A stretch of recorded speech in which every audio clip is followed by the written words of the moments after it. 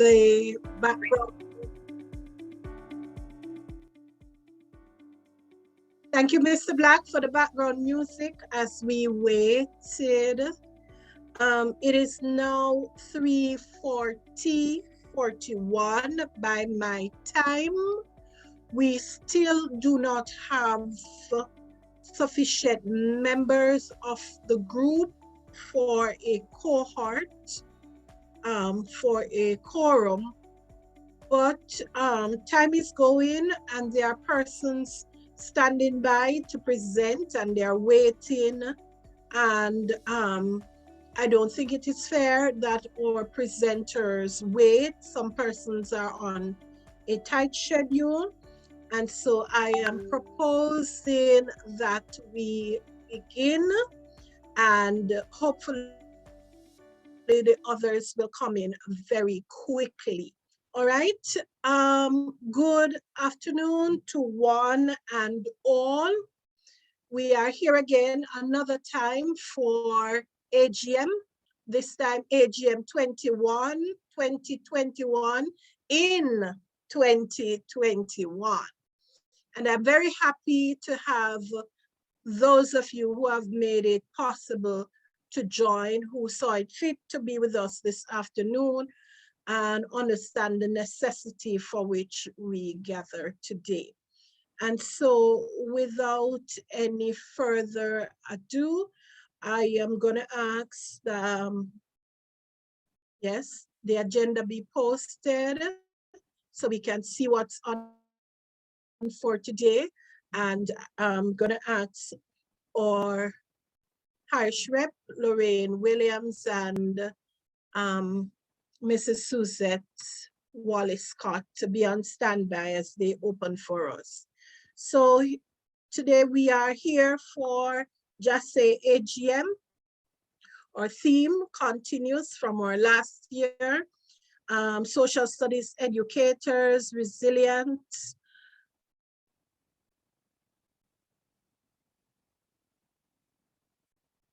Go up a little bit more for us, please.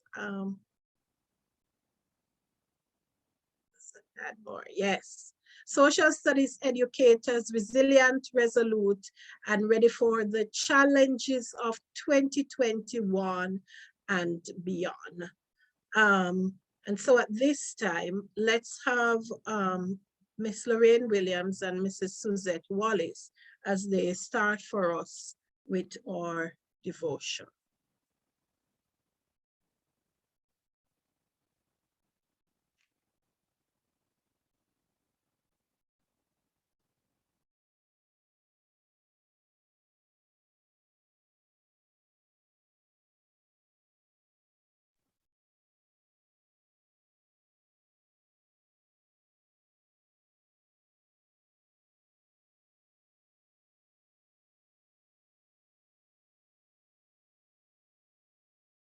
Suzette, Lorraine.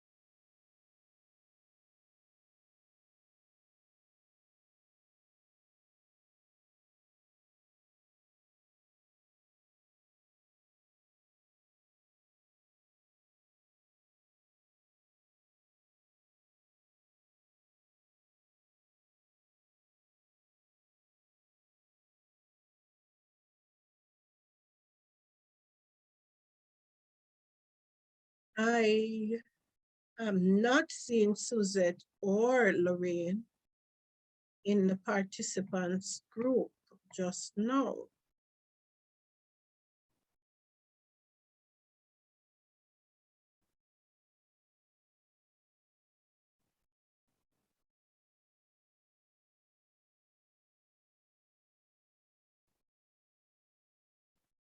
Just a moment, please.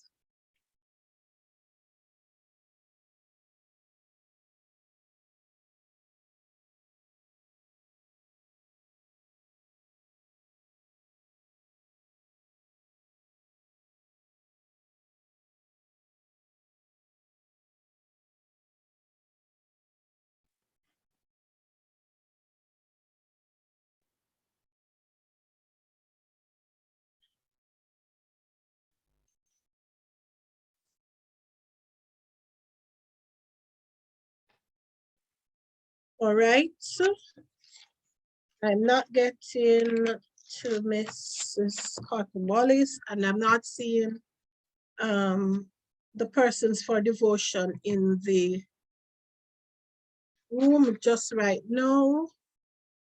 So what we're gonna do is let me volunteer myself, Donaree. okay, thank you. Thank you, thank you, thank you. Go ahead, Trudy. Good afternoon, Jamaica Social Studies educators. Welcome to our AGM. And as usual, before we do anything, we welcome the presence of God.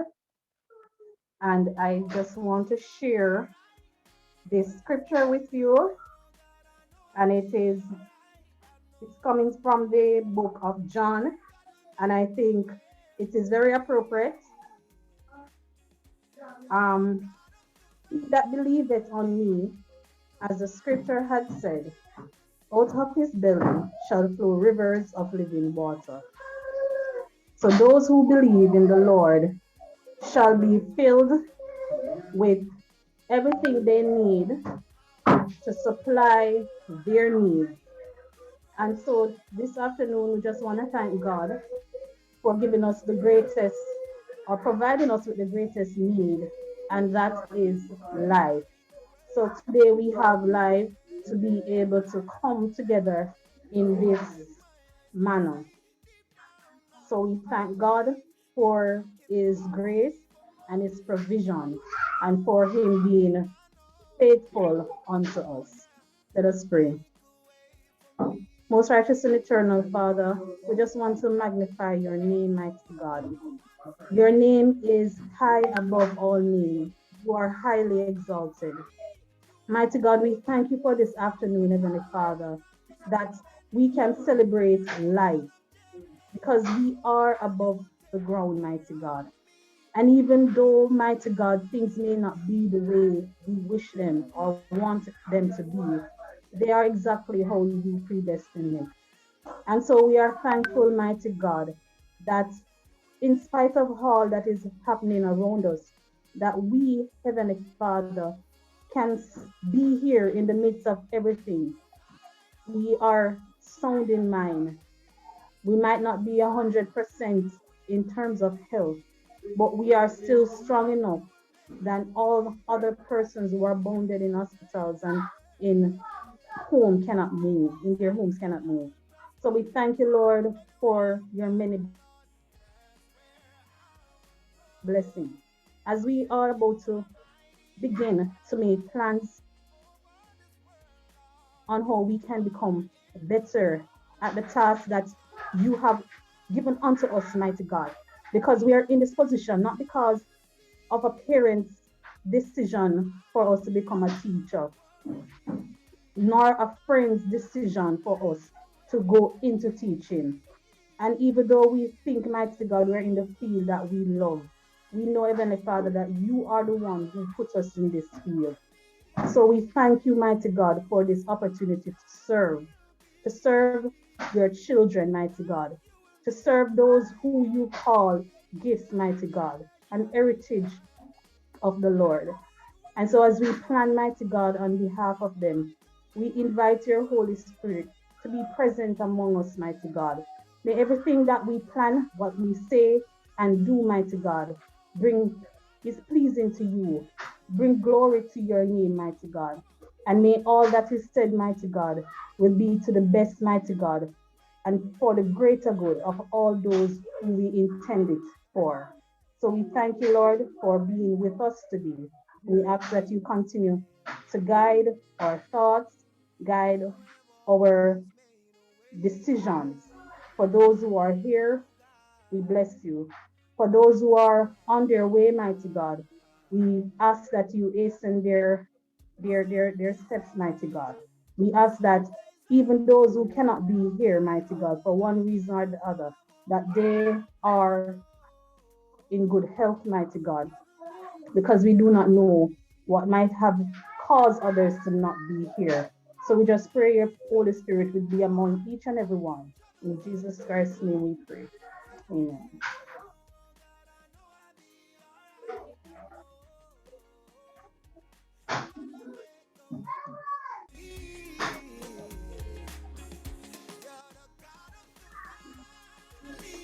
Madam President.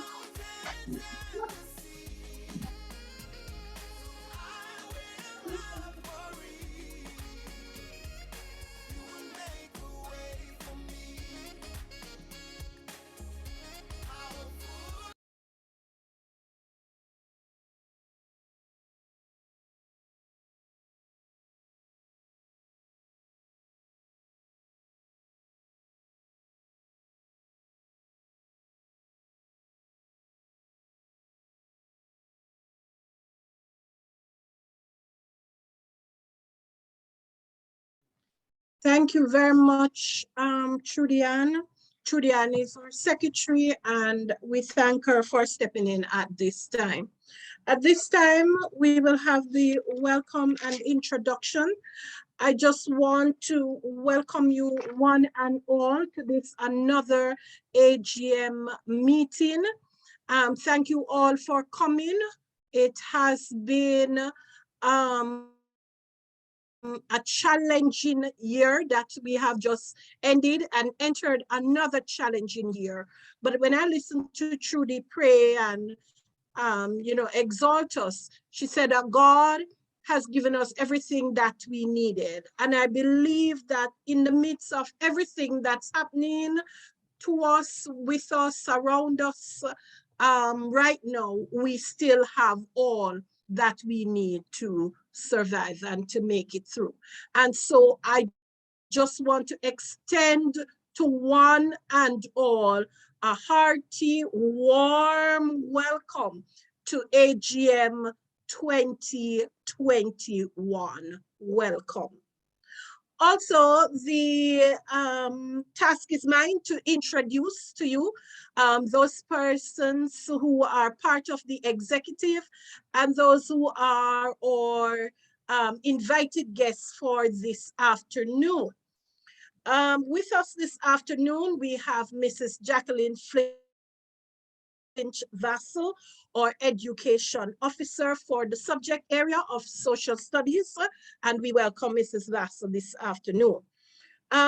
Myself as the President at the helm, and also we have Miss Donna Woolry, or Vice President, and she is not able to be here this afternoon. In fact, she has meetings. She's back face-to-face at school, and she's hoping to get a chance to get away so she can still join us later in the evening. But at the moment, she's not here with us. And so we extend apologies on her behalf. Also with us this afternoon is our secretary, Miss Trudy Ann Trail, and her assistant, Miss Shari Lee Collins, as the assistant, and we welcome them both as well. Also with us, or part of our team this afternoon, is Miss Keisha Hill, Mrs. Keisha Hill Bonick, and she serves as our treasurer. Also with us this afternoon is our communication officer, Mrs. Natalie McKenzie, and she's behind the scenes helping to make sure in the technical area everything goes well, and we welcome her. Our specially invited guests this afternoon, we have with us Miss Ronnie Smikle from CAFFE, and she's here to give us a little tidbit on the democracy clubs. Also, too, we have with us Miss Carla Ashley Grant, and she's a financial advisor with the Sagicor group of companies, and she'll be coming to talk to you later about you and your money and future planning. Also with us this evening is Mr. Kevin Thompson, and I don't think Mr. Thompson is a stranger to us. He is a presenter, oftentimes presenting on Caribbean Studies issues, but today he will be presenting to us on regional integration. And we are very happy having Mr. Thompson to share with us. Most of all, this afternoon, we have all the teachers, our colleagues, ladies and gentlemen of the Jamaica Association of Social Studies Educators. And without you this afternoon, no matter how much plans we would have put in place, this would not have materialized. And so I welcome you one, and I welcome you all, and I hope that this evening will prove to be very, very productive and instructive for us one and all. And so at this time, without any further ado, we're going to ask our secretary, Trudy Trail, to come and give us the minutes from our last AGM. Trudy Ann? Good afternoon again. So on February the 4th, 2021, we had our AGM under the theme, Resilience, Ready and Resolute for the Challenges of 2021. We had no apologies for absences, and the welcome and notices were done by our president, Mrs. Donaree Marshall. The executive members were in attendance, and we had the minute that was read by me. Out of this AGM, there are a few matters arising. One was the election of new executive members, and that was scheduled for November of this year. And rules and regulation as it pertains to materials being posted in the group, those things were abided by, and we thank members for toning down in what they post and circulate, said in the group. We know that the pandemic has caused a lot of delays and setback, because as I said earlier, the AGM was scheduled for November. Today is December the 1st. The president also suggested that the JASSE Constitution be amended to allow more persons to share in the roles and duties of the executive. This was because of the value that some members without portfolio played in the smooth operation of JASSE business with their various skill sets that they offered. So a suggestion was made to have the exec increase to 14 persons. The online resource bank is up and running. Natalie McKenzie is to be applauded for her contribution in uploading resources. Also Shane and Ms. Vassell. We use this Google Classroom to post information because of the recurrent issue of things getting lost or members losing access to data for various reasons. So with the Google Classroom, these information will be readily available. So it's suggested that if you do have things to share, we could share it with Natalie and Shane or Ms. Vassell, and they can upload these things to the Google Classroom, where you all will always have access no matter what happened to your devices. The website for JASSE was also created, but it needs to be filled with some more information. So we are fishing for tech-savvy persons to volunteer to make some improvements on the site, and you can do that during this AGM. You can text in the chat that you will volunteer, and we'll get in contact with you. There were plans to meet with new teachers of social studies. And in that AGM, we had presentations from 3 different persons. We had our own Kadian, Mrs. Kadian Crumbie-Murray and Tessa Atkinson, who did the presentation on SBA, was brief to the point and clear, very concise presentation. And then we had our breakout session. One was hosted by MP Mrs. Sharon A. Webster, and she presented on the government. And Janice Edmondson, Mrs. Robinson, presented on population.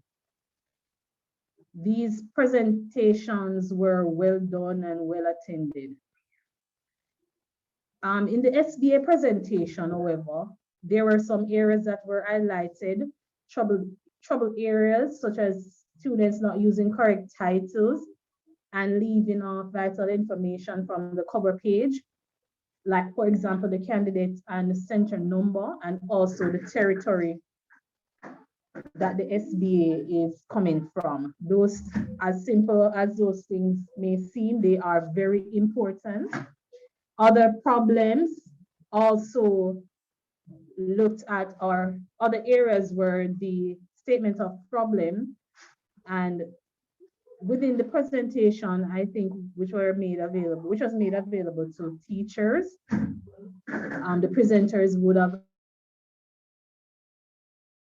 highlighted some of the issues that this must be in the form of a question and that the variables must be included in the questions. Students were also reminded of the word limit, or should be reminded of the word limit, so that they do not go over that limit.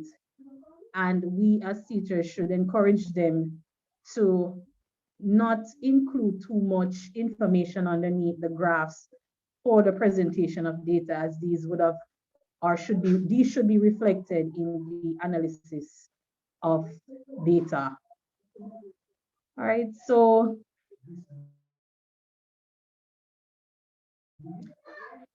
as I said, the presenters did a wonderful job.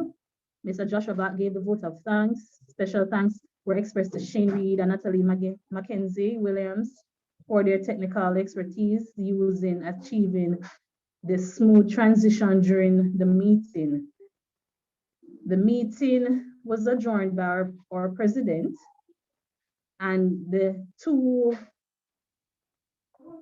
we also had 2 presentations for students and teachers. Those were in February.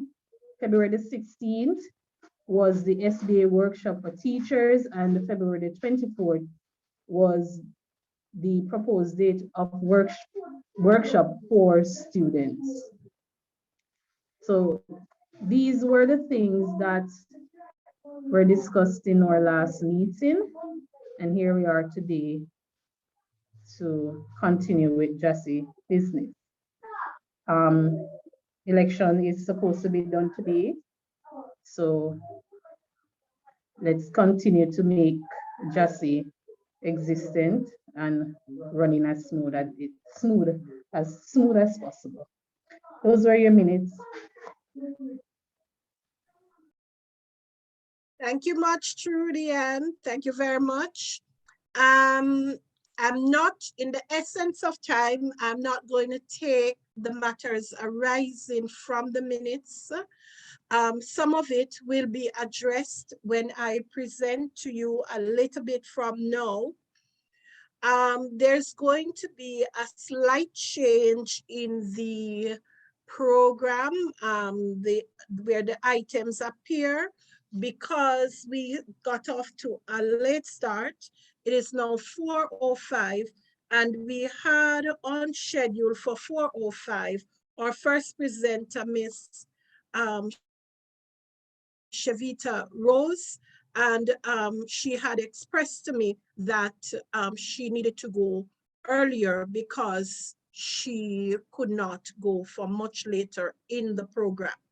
So at this time, I'm gonna pause, have Miss Rose to come and speak to us, and then we are going to go back to the scheduled program. While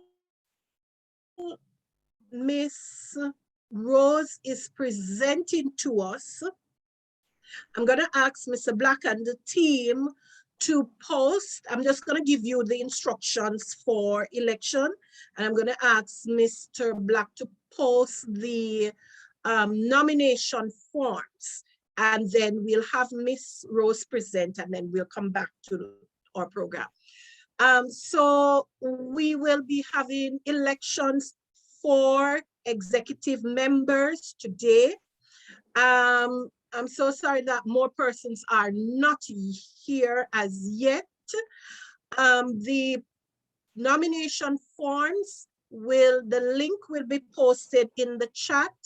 Persons are asked to go to the nomination forms and fill it out based on the persons you are proposing that you would wish to offer themselves to run again for office, after which we'll present the list of nominees. Then we'll have the voting taking place afterwards, and then the results at the end of the AGM. So everything will be running concurrently. That way we can get more things done in the same amount of time. So then, without any further ado, I wish to make welcome Miss Rose, Cheveta Rose, and she's from Schools Personnel Services out of the Ministry of Education. And she's here this afternoon to speak with us on how to calculate our pension. And so without anything else, here comes Miss Rose. Miss Rose, nice having you. Thank you very much, Mrs. Bailey-Marshal. No, I will not be telling you about how you're going to calculate a pension. Calculation of pension is really done at the Ministry of Finance. We don't even do it here. I'm going to try and share my screen. So could you ask them to take down that screen, that Joshua Black screen? Okay, thank you.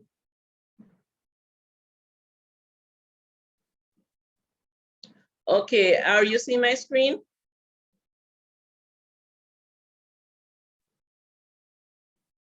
Hello? Not yet. It's Not black. yet. You're not black. seeing it?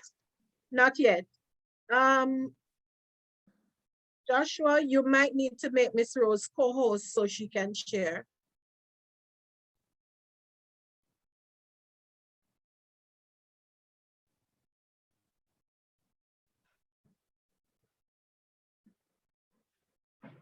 Madam President, could you do me the favor of making Madam Rose the co-host, please?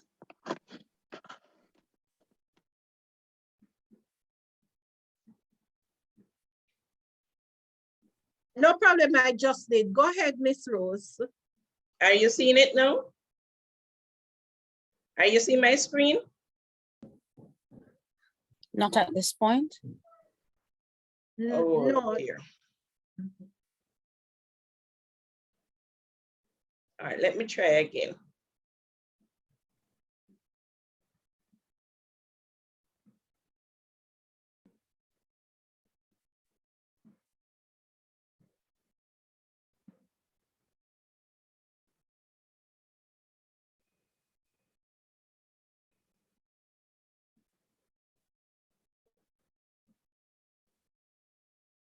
You see my screen now? Yes, Yes, we ma'am. are. Okay, thanks much. All right.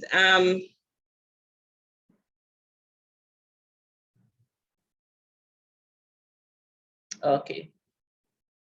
If you notice that my name is not on the presentation, because it's really a presentation from the Ministry of Finance, and they're the ones that are in charge of your pension, not really the Ministry of Education. We just submit the information to them, and then they will deal with the calculation. So we're going to touch on a few things: grounds for retirement, qualification for pension, factors which affect pension, and I think I want to touch on death benefits a bit, okay? And you know that the previous acts were repealed because you had a pension act for just about every aspect of the civil service. So what they have done now is to just bring everybody under one act. Grounds for retirement, age, and you know we're transitioning now to age 65. You can also be retired in the public interest, and we have ill health. That is for those persons who have to be medical boarded by the Ministry of Health because they can no longer serve the system. Your qualifications for pension, minimum of 10 years service. And I want to stress on this, don't look at the permanent status. That is really for us in civil service. For the teachers, you must have a minimum now of 10 years service to be eligible for pension. For those persons who are in the system after April, or who are in the system after April 2018.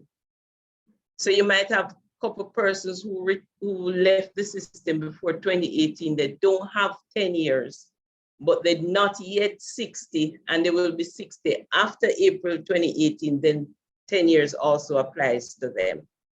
So the minimum service is 10 years.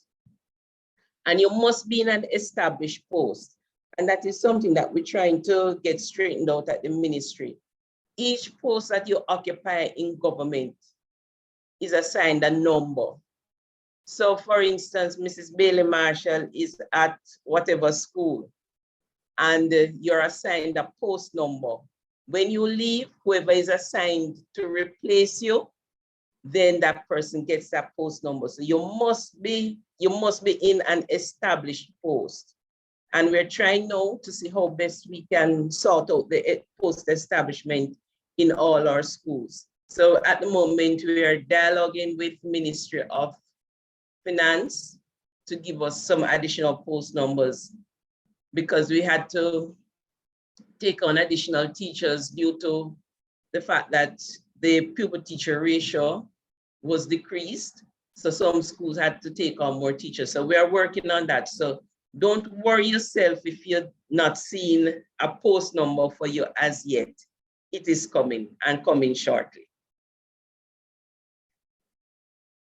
Okay, for approval for retirement, you must have the approval for retirement. So it is either that if you're out of the system, you must submit an application for retirement. If you're in the service, we must have your letter advising you that, okay, you'll go on vacation leave for this period, and then you will retire at the end of it. So all of that must be on your file, because we have to submit those documents to the Ministry of Finance. For those persons who are retiring on the grounds of ill health, we have to have the medical board report from the Ministry of Health. And I just want to point out to service record. Colleagues, a lot of times when we pick up files, they're missing resignation dates from your files. So you might have resigned, but the principal has not sent in your letter of resignation. Or you might just decide that, well, you're just not going to turn up back at that school, which means that you have abandoned your post. And a word of warning, make sure that you tender your letter of resignation. If you walk off the job and we don't have anything to send to Ministry of Finance, then you are deemed as having abandoned your post and would not be eligible for pension. So my advice to you would be, in the last 2 years before you retire, I wouldn't say the last year, in the last 2 years before you reach your date of retirement, check with your respective regional offices to make sure that your file is complete. File is complete, meaning that we have your date of birth, we have your birth certificate, we have the marriage certificate for females, we have all your resignation letters, we have all the schools that you taught, because sometimes persons change region and then the region makes up a different file because on the appointment form, you didn't indicate that you were teaching at another school in another region. So please make sure that all that is on your file. Deed poll is very important for those persons who have changed their name for whatever reason. Please make sure that you have the deed poll along with your birth certificate. So it's not just a deed poll alone, but we're going to need the deed poll along with the birth certificate. And make sure that how your name is spelled is the same way for those persons who don't have a deed poll. And because I've been seeing quite a few persons, Paul, all these years, you might have been spelling P-A-U-L-I-N-E. But on your birth cert, it stays P-A-U-L-E-N-E. And you think that it is not important. It is important because we cannot move any further with processing your pension. So please make sure that however your name is spelled on your birth certificate, it's the same way it is spelled on your NIS card, it's the same way it is spelled on your TRN card, and it's the same way that when any records from the ministry that you're receiving is the same way it is spelled. So please make sure that you have that sorted out. You also need your TRN, as I said before, and well, the other things that you see below here, death cert and birth cert, those are for if you die in service. Well, you wouldn't be responsible for that, but you can pass it on to your colleagues. Make sure they would have to present the death cert. If they're children under 18, we'd have to have the birth certificate also before we can pay out any funds. Any questions? Okay, factors which affect your pension, leave without pay. So when you apply for special leave without salary, you're given sick leave without salary, you have exceeded your casual leave. You have taken probably maternity leave without salary. Any leave, study leave without salary, any leave without salary is deducted from your years of service. So if at the end of it, when we calculate you were teaching for 18 years, we have to go back through and subtract any leave without pay. Yes, Ms. Carr? Unmute. It's always the mute and unmute. Thank you for acknowledging me. In the event you have resigned, sent in your resignation letter to that particular school and there's no proof of the letter because sometimes schools do not keep proper recording. How do you go about correcting that? Whenever you're doing things like resignation letters, resumption letters, they're really supposed to be done in triplicate and signed by the chairman and the principal. All 3 copies, you take back a copy is sent to the ministry, and a copy is retained at school. And I know this is something that they have not been telling the teachers. Whatever you do must be done in triplicate because you have to keep a record of your teaching service.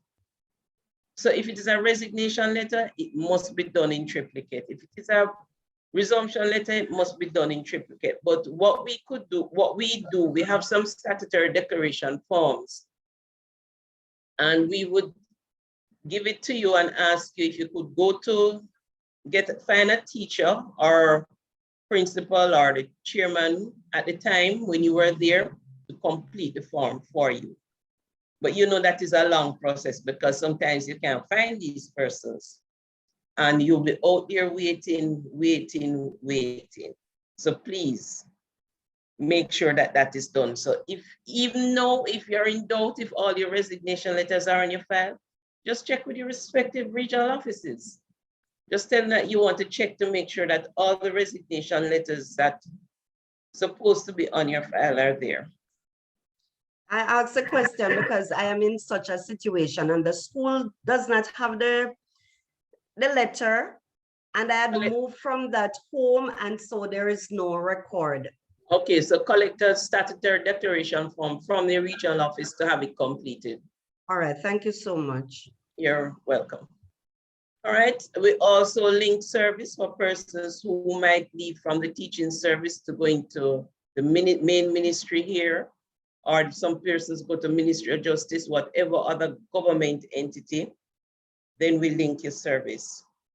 Indebtedness, if we find out that you are overpaid, then you know we have to take that also from your pension. That is another sore point. But we're working to sort ourselves out in the ministry here. Service under age 18 years is not regarded as pensionable service. Neither is service after 65 years. You know, we had a case where we had this teacher and she figured that, well, every time they sent out the statistics form to be completed, her date of birth was never yet correct. So therefore, she was not coming up on the list. When we eventually found out, she was like 68, 69. So all of that salary that she earned between having passed age 65 to 69 was not used in the calculation of our pension. So it wasn't to her benefit in that sense. Yes, she might have been getting a salary, but no, we have to go back to age 65, back to that salary that she was getting and calculate her pension based on that. If you break service, no problem, we still link it, right? So that is not a factor. All right, these are the calculations that the Ministry of Finance uses, and I can't go into that right now. Your pension is not assignable. So if you go to, what I should say now, there are certain positions that you might hold in government where your pension is not assigned. So they would cease your pension until you leave from that post and come back to your position. So you have to be careful, like when you're going on secondment, it's not these contract posts are pensionable. So you need to find out, is this period that I'll be here, is it pensionable? Most time when it is contract, it is not pensionable. So we would cease whatever it is, let you continue working. Whenever you come back, then we link it on your resumption, right? So for instance, and for those teachers who are, I know we have a lot of teachers who are counselors. You don't get two pensions. It's either you're going to take the pension as a counselor or you're going to take the pension as a teacher. But you won't get the pension for both being a teacher and a counselor. And I'm not talking guidance counselor, I'm talking when you're in the municipality as a counselor. So you have to be careful with that. Don't think that is two pensions, it is one pension. So you need to check out which one is more. So when the time comes, you know exactly which pension you're opting for. All right, this is really for some of those persons, the police force. What we do have, this is how the procedure is, but before I touch the procedure, we have persons who die in service. And man, we have a lot of teachers dying in service. Colleagues, if you know, especially if you know that you have children under 18 years, make a will. And I cannot stress this often enough. Please make your will. We have over 2 cabinets outside here filled with files of teachers who died, waiting on the probated estate for years, and we can't get the information because there was no will, and therefore it takes a longer time to have the estate probated. So make sure you leave it, you make a will, and in it you say that whatever is entitled to your estate from government, whether by way of salary or leave, well, it is everything going to work out to be salary, be paid over to X, Y, Z. When the teacher passes, the only thing we can do is to ask the family, do you need assistance with funeral? And then we will allot some based on what comes from the funeral parlor. They would send an invoice and we pay over that money to the funeral parlor, but it's deducted from the estate. So whatever you're supposed to, the estate is supposed to receive, that money would be deducted. And we always warn persons that you don't come and ask for $1 million because you're going to keep 99 and you're going to keep set up and all of that, and thinking that at the end of it, there's a lot of money left. No. So a word to the wise, make sure that you make your will so that at the end of it all, if you die in service, God forbid, we know exactly who will receive what on when the estate is probated. It is clear. If there are children under 18 and there's no will, they go to accountant general. The next of kin would have to go to accountant general to have the estate probated. And it takes a while, colleagues. I had a teacher recently said that her husband died. Her husband was a teacher also, he died, and she hasn't heard from the ministry. No, you will not hear from the ministry because we are waiting on the probated will. So when the will is probated, then we will know, we can now say to the Ministry of Finance, this is it, this is the amount, and then they will make the necessary payment to whoever is to get it. Yes, Mrs. Crumbie-Murray. Good afternoon. Good afternoon. Is there a standard form for this? I asked because I remember some years ago, there was a form given at my school to say, if anything should happen, X percentage should go to X person, and you would fill that out. No, that form is not valid. The only thing that is valid is a will. Okay. Right. And I know the form you're talking, and man, they came in like a flood, but no, they're not valid. Do the will, and you keep the will wherever you're keeping the will, whether you go and keep that home, whether you're going to keep it in a vault, that's up to you.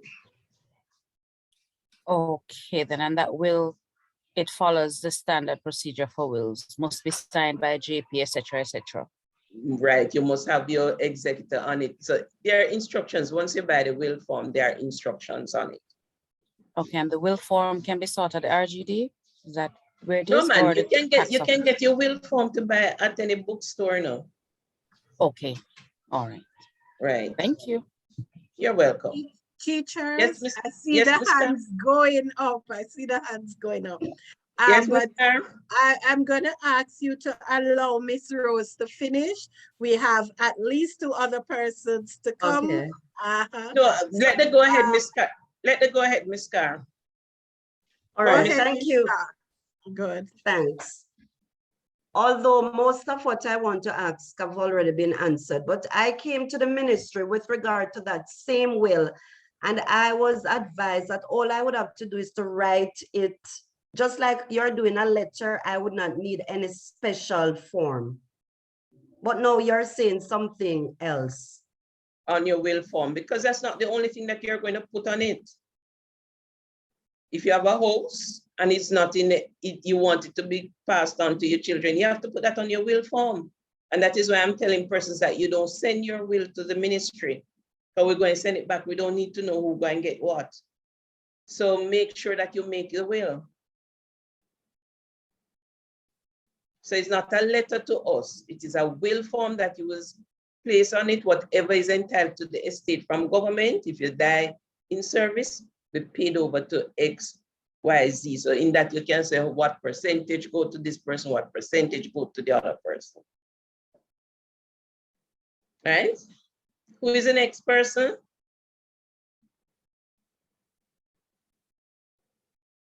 Okay, so when you're Miss Rose, sorry. Go ahead. Good afternoon. Good afternoon. Shaquan Bailey in the chat. He has a question. Yes, what's her question? Go ahead. She's asking, if you work as a teacher for 10 years, We can get a pension from Ministry of Education if we leave and enroll in another ministry and work for 10 years or more.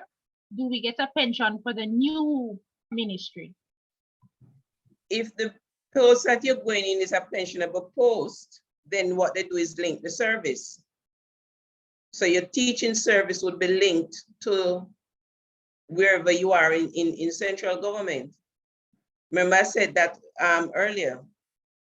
So it is a matter of linking the service. So if you were in the teaching service, you come into the Ministry of Education as an education officer, you are now in central government.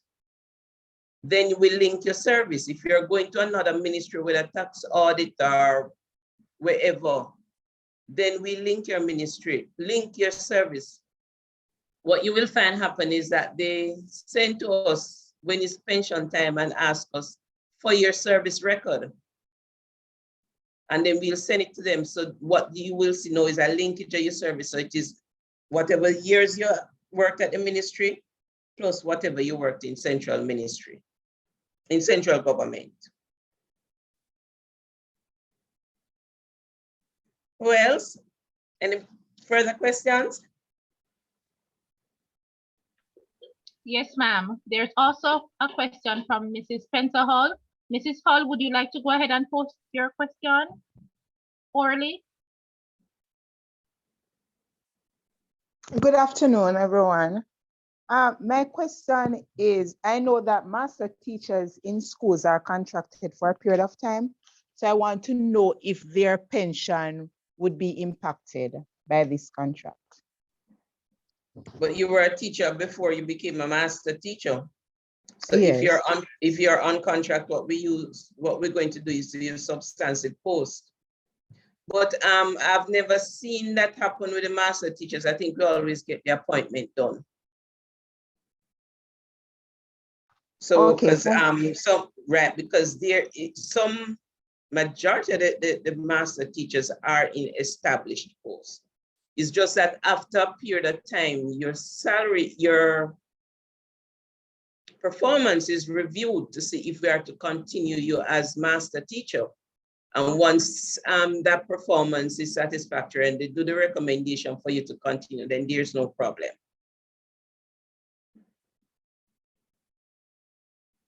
Okay, thank you very much. You're welcome. Anybody else? Any other question? Any further questions?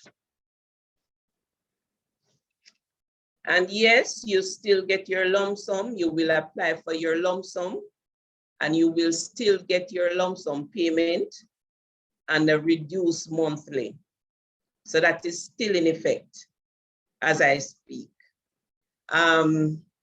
You also can go on early retirement, which is a 5-year window.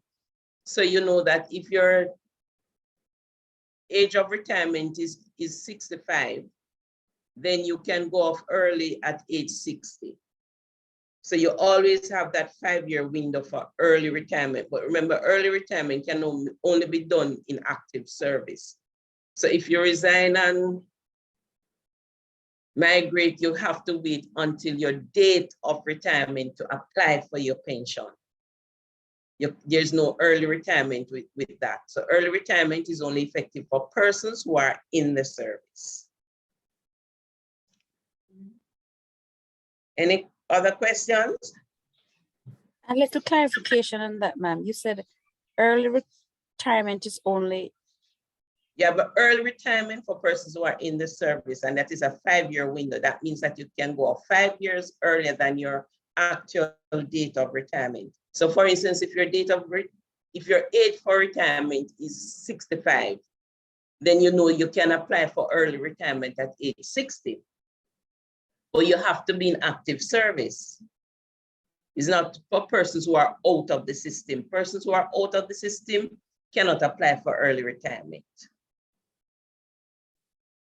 They have to wait until their age of retirement to apply, because that letter is what we would send to the Ministry of Finance, and it cannot be before your actual date of retirement. Question. Go ahead.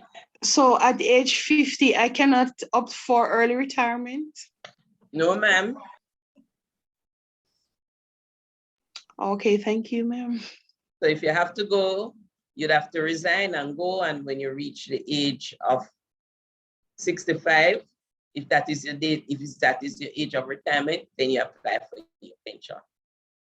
Okay, but at 60, is there any negative for applying early if I apply at age 60? Remember, you know, that when they're calculating pension, they use your last year's salary and they use your years of service to in a formula that you see I was skipping through, because I didn't want to go into that because I'm not really familiar with the formula because we don't use it here.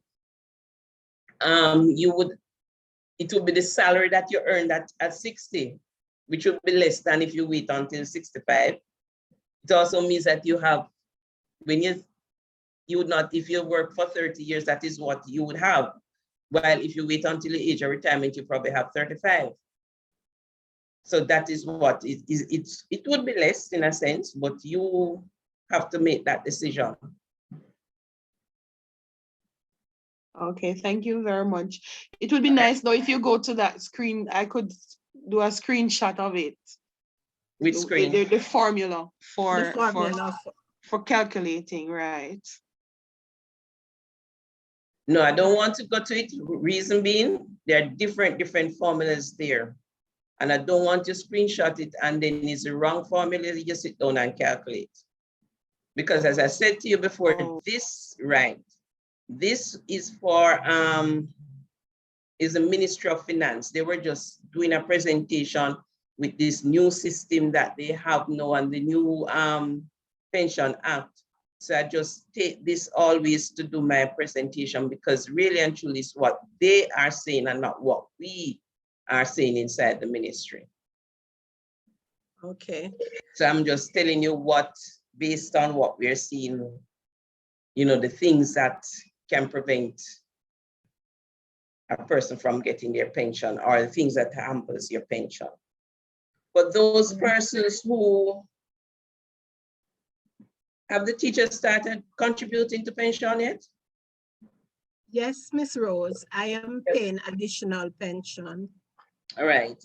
So for those persons who are contributing and you have to leave before having 10 years service, because some persons have to migrate, then I have a choice, and you leave before 10 years service. So it means that you would not be eligible for pension.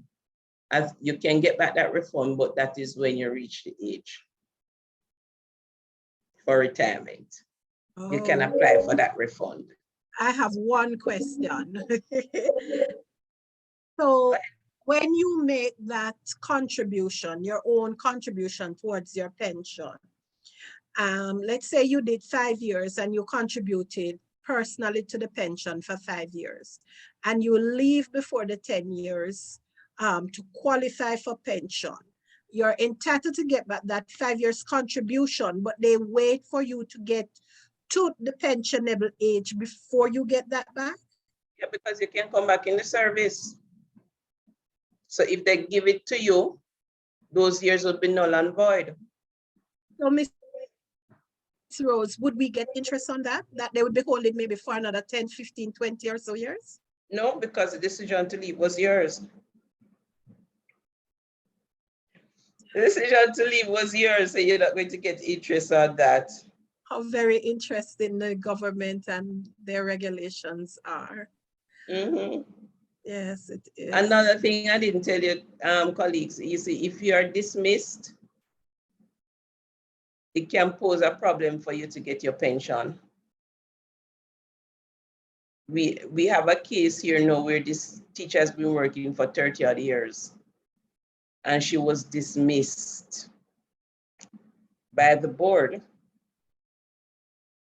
and she can't get her pension. The matter is now in the courts.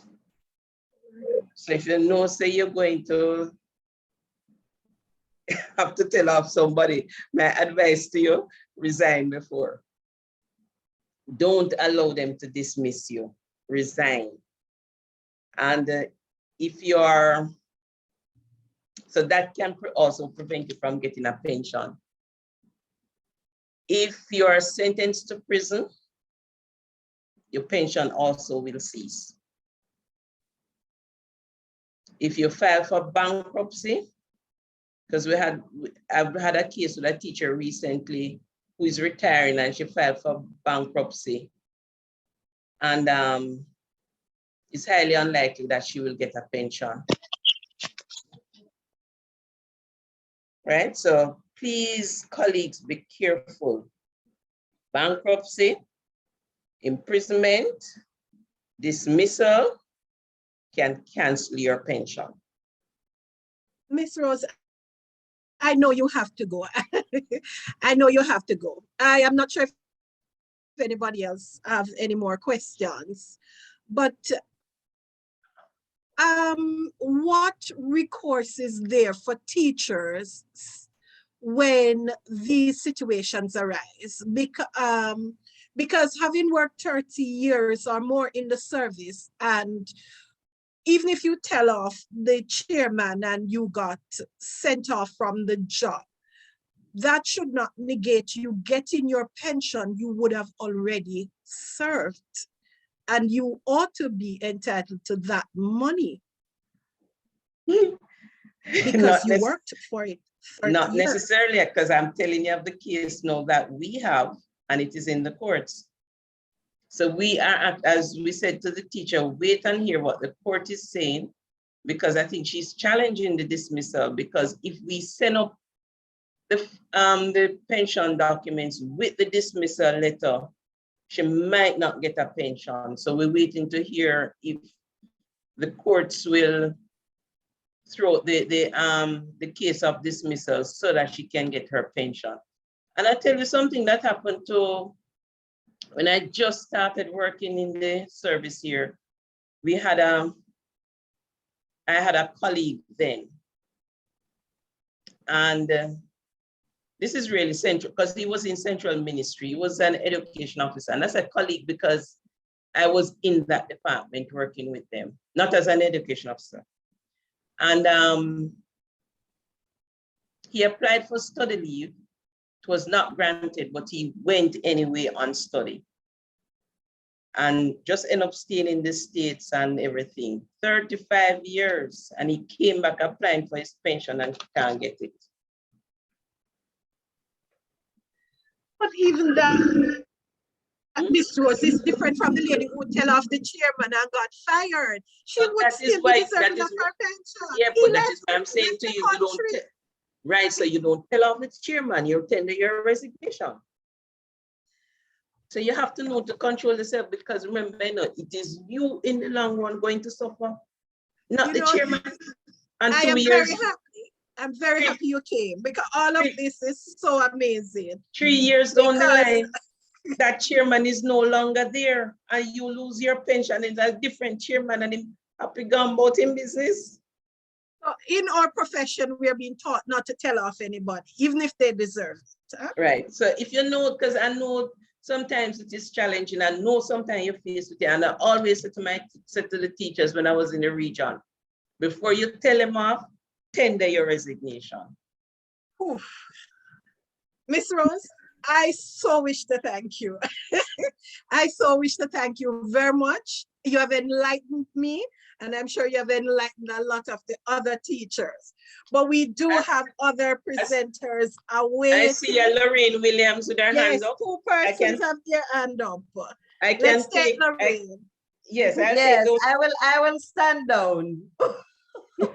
Good afternoon, colleagues. Good afternoon. Yes, I'm very concerned about what I'm hearing, because earning a pension, the penalty of not because I tell off somebody, I mean because I migrate, it should not negate me not getting what I have earned. What you talking about migrating? Well, you mentioned the case. You mentioned the case where your colleague went away after serving for 35 years. No, you didn't hear what I said. I said that person was in central government, and that person did not tender a resignation. The person actually walked off the job. Oh, okay. I did not understand what you were saying. That's why I said the person applied for study leave, didn't get it, and just never come back. So that person actually walked off the job. He I think abandoned the job. what he eventually did, I don't know if he got his pension, but what he had to, the recommendation was for him to appeal to the Governor General. But Miss Rose, I'm used to the penalty fitting the crime. You tell off somebody, the penalty should not be all my years of service that I've worked and given to the government and earned my No, pension. the thing about it is that you're dismissed. So you have to be careful because we have to send up the letter of dismissal. And it is all in their hands. So you telling me, I don't make the rules. It is all in their hands. They don't have to give you a pension. So I'm warning persons. Because do not get dismissed. Even if they're going to eventually give you a pension, the run-up round that you're going to have, that it have to go to Governor General, and then you might find out that we have to send it to Solicitor General for ruling, and then to the AG.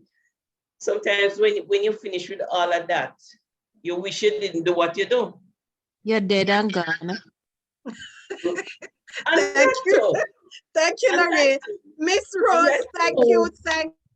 So Miss Rose, freedom of speech and thank expression. you. Colleagues, we have to let Miss Rose go. I have to run. I'm so sorry. But I have to run, but I just want to say thank you. Mrs. Donaree Marshall, Bailey-Marshal, if when you have another time, you could gather the colleagues again, and then I could go through the whole school's personal matter with them.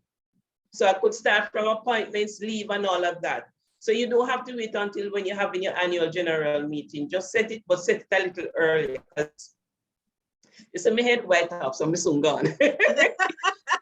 Miss Rose, it was so lovely having you. Thank you so much. You could do that.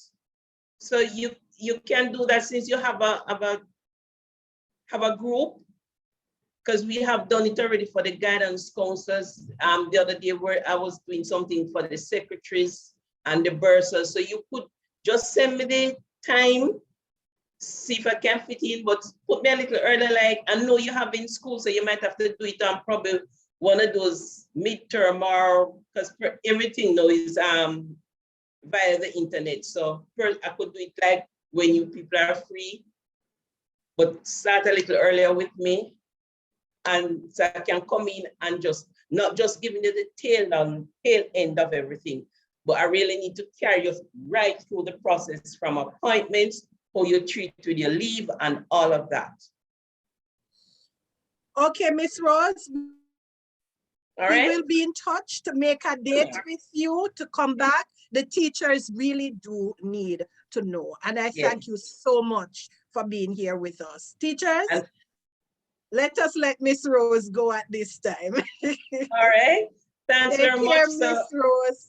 Set your date and let me know. And we'll let you know.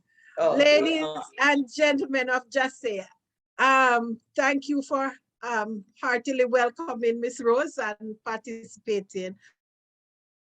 And we look forward to having her back at another time. But we must go back to our agenda. There are others waiting in the wings to come.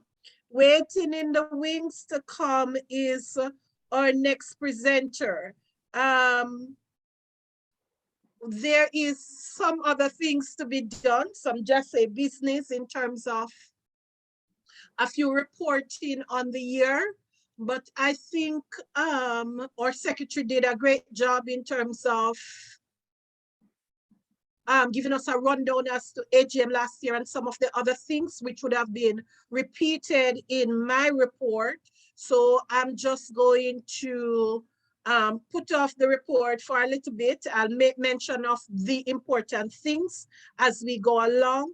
I see that the nomination forms are up, and Mr. Black, you need to give me an indication as to when you have nominees for all of the categories of the election. I think we should be closing nominations not too long from now. Let's look at the time and give participants a time, another 10 minutes to take the nominations, after which we will post the forms for voting, and persons, everybody should take part in this process. At this time, I'm going to ask Miss Ronnie Smikle. She is the CAFFE project officer responsible for establishing the democracy clubs in schools. And just last week, Wednesday, there was a major launch. Some persons were there, others were not there. And the Democracy Club is very important to us social studies educators.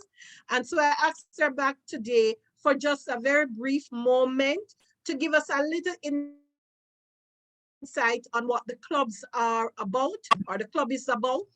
We're depending on the social studies educators to champion this club in their schools, so as to, you know, really make this club shine. I think it is so very important that it do well. And so at this time, Miss Smikle, it's all yours. Go ahead. A pleasant good afternoon to you all. This very august institution called JASSE, Jamaica Association of Social Studies Educators. It is my distinct pleasure this afternoon to join you to bring greetings from the CAFFE group after we have just earmarked our, you know, very successful launch of the democracy clubs.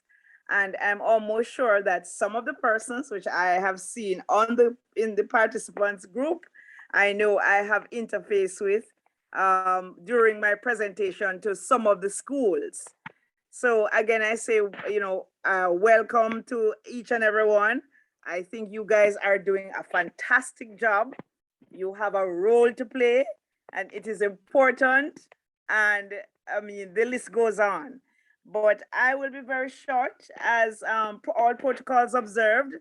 I want to thank graciously our president, Mrs. Donaree Marshall, and to her fantastic team to invite me just to bring a few greetings to your annual general meeting.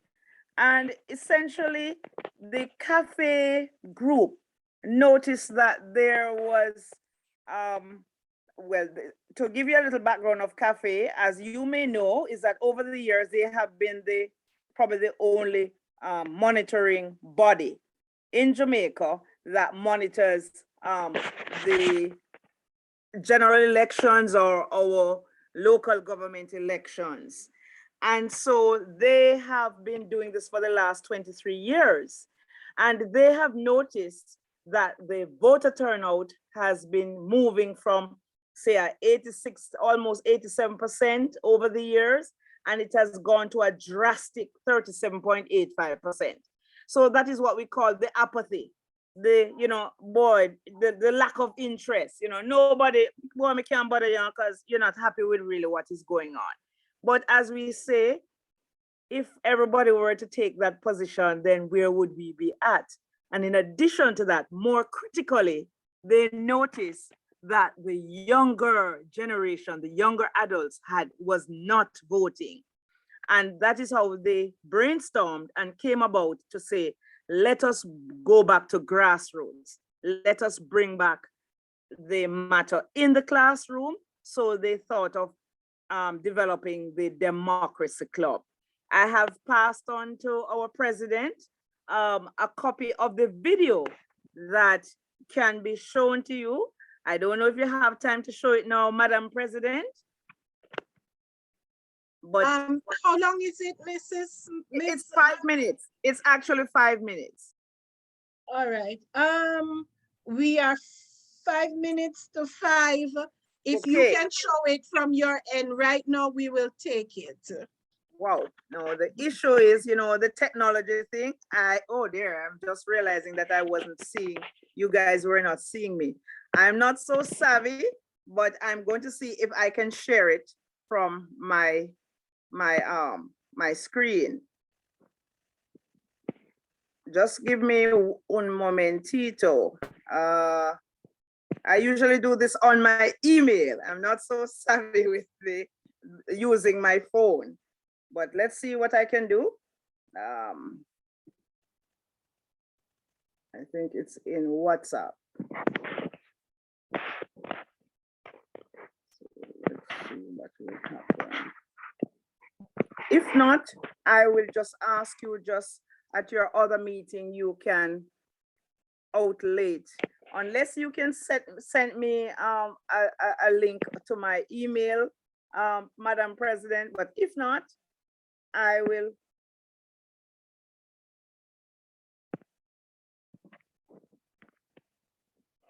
Trying to see if I can pick it up. Okay. Yes, I'm not picking it. I have it. I have it. Let me share it. Yes. Let me So share it. I have it. Really be grateful if you could share it. All Thank right. you. Here we go. Share. Yes.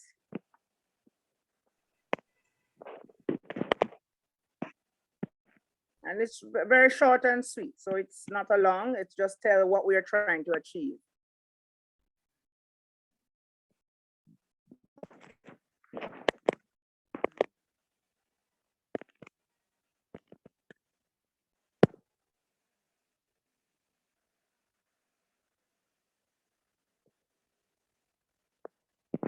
All right.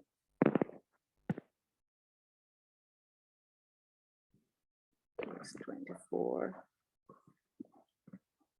We're not hearing the sound.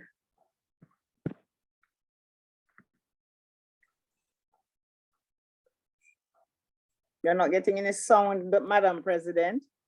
Madam President, you have to share the audio. We have to share the audio. Right. Okay, Joshua, hold on. Let me go back. You have to guide me. Let me go back. You have to guide me now, because I am so not great at this. Right. Oh, I'm great.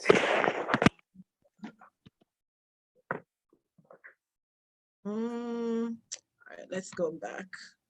And so you start the share, click the share button, share screen. Okay, I need to what? Mute myself and my video and then continue? No, ma'am, just go ahead and click the share screen. I click share screen. Right, that's for the Zoom. Are you seeing the screen? Are you seeing the screen? Yes, ma'am, but what you need to do, how to activate the audio is by the share screen, by Zoom. So once you're clicking the Zoom, you're really clicking Gmail there. Where you see. Oh, so it says share sound. Oh, I see what you mean. Okay. There. A free and fair electoral system. Think about that. It is through our democracy that we ensure that we are governed according to our will, not the will of some tyrant or some other world power. Democracy gives the power to the people. But for democracy to work, the people must recognize this great privilege and use it. So it is a solemn duty of every citizen to participate in our democratic processes and to make sure that democracy is healthy and functioning. Because as we have seen and continue to see, where citizens take their democracy for granted, it will be undermined. Where citizens do not fight to preserve their democratic rights and freedoms, they may just lose them. So what's the big deal about democracy anyway? Why should it be preferred over other forms of government, other systems of government? Well, answering that question is one of the aims of the Democracy Club. Democracy is essential, you see, to the recognition of the inherent dignity and the human rights of all individuals. Now, this is reflected in several international conventions and declarations like the Universal Declaration of Human Rights and the International Covenant on Civil and Political Rights. By the way, we should all find these two documents and read them. The Universal Declaration of Human Rights, which was formulated at the end of World War II, indicates that all persons have human rights, and these are categorized as follows. We have civil rights, political rights, economic rights, social rights, and cultural rights. And while all the rights are important, the focus in a democracy club will be on political rights. And what are those? Those are the right to join a political party or not to join a party, the right to vote, the right to demonstrate, the right to democracy, that is to elect leaders. So democracy clubs then are groups or associations of students who come together in an effort to study, to understand, to discuss, and to practice the principles of democracy. The idea is that each school would have its own club, but the vision is that there will be collaboration and interclubbing activities among the members of democracy clubs across the island. So some of the exciting issues that will be discussed or debated in these clubs will be, for example, should Jamaica have a fixed election date? Right now, that date is largely the decision of one person, the Prime Minister. Should this continue to be so? Should voting be compulsory? What do you think? More and more Jamaicans are opting not to turn out for elections. Is this good for our democracy? Should we force people to vote?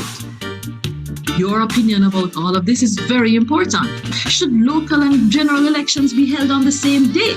Elections are very expensive operations to mount, and right now we hold these elections at different times. Should this happen? And what would be the advantages and disadvantages of holding them at the same time?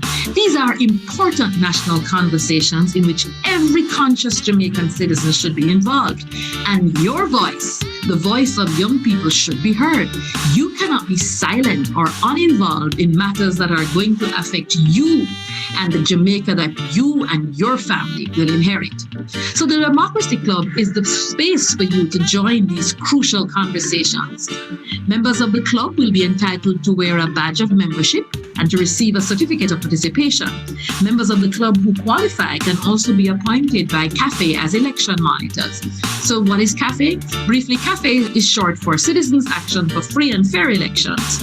It is an organization of Jamaican citizens aimed to strengthen democracy by ensuring free, fair elections as well as public education in the principles of democracy. So to summarize then, the aim of a Democracy Club is to involve you in a body of students who are knowledgeable in the principles and practices of democratic government, and by so doing, strengthen a culture of democracy in Jamaica. If you do not yet have a democracy club in your school, approach your school's club coordinator or your principal about forming one right away. It's time to get up, stand up for democracy.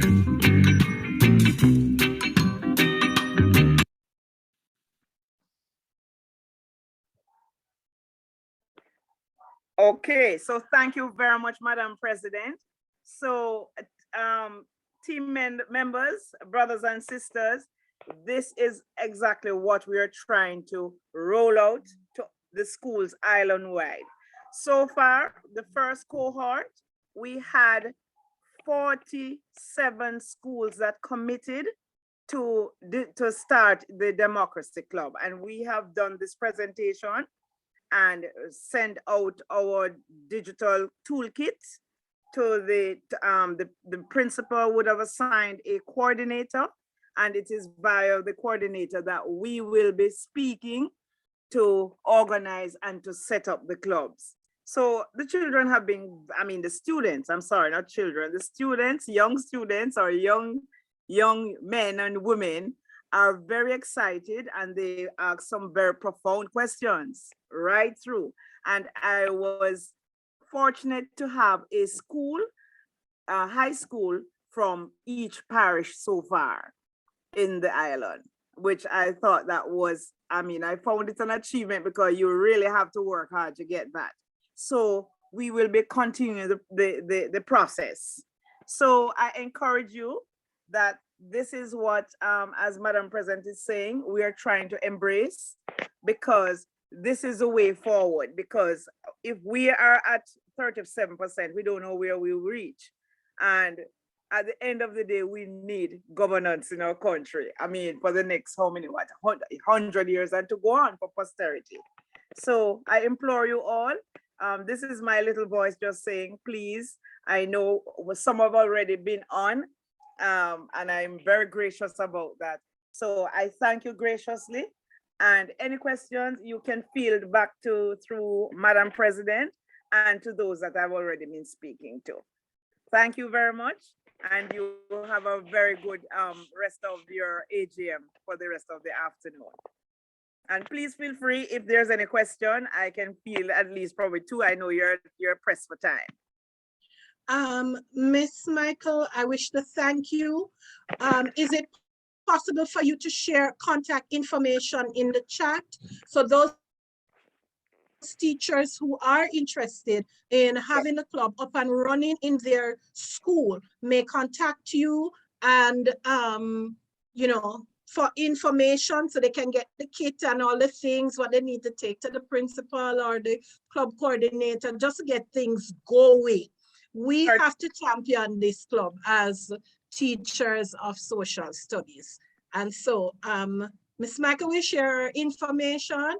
And if you are interested in helping to get the club going in your school, if there's none as yet, then feel free to contact her.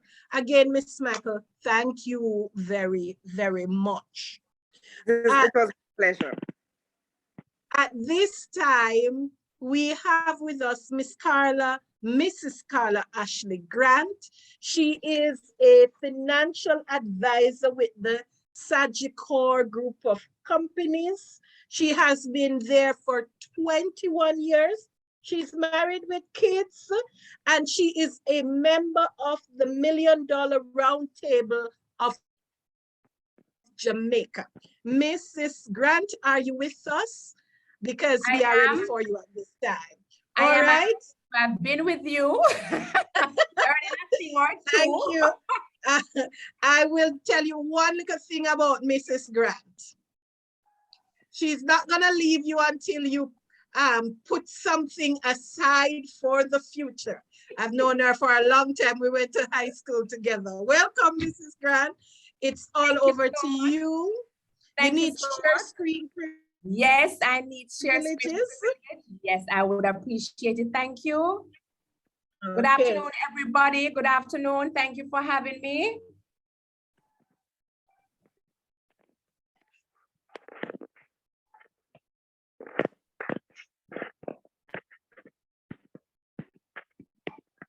I've made you co-host so you can go ahead and share, okay? Okay, let me see if I can find my...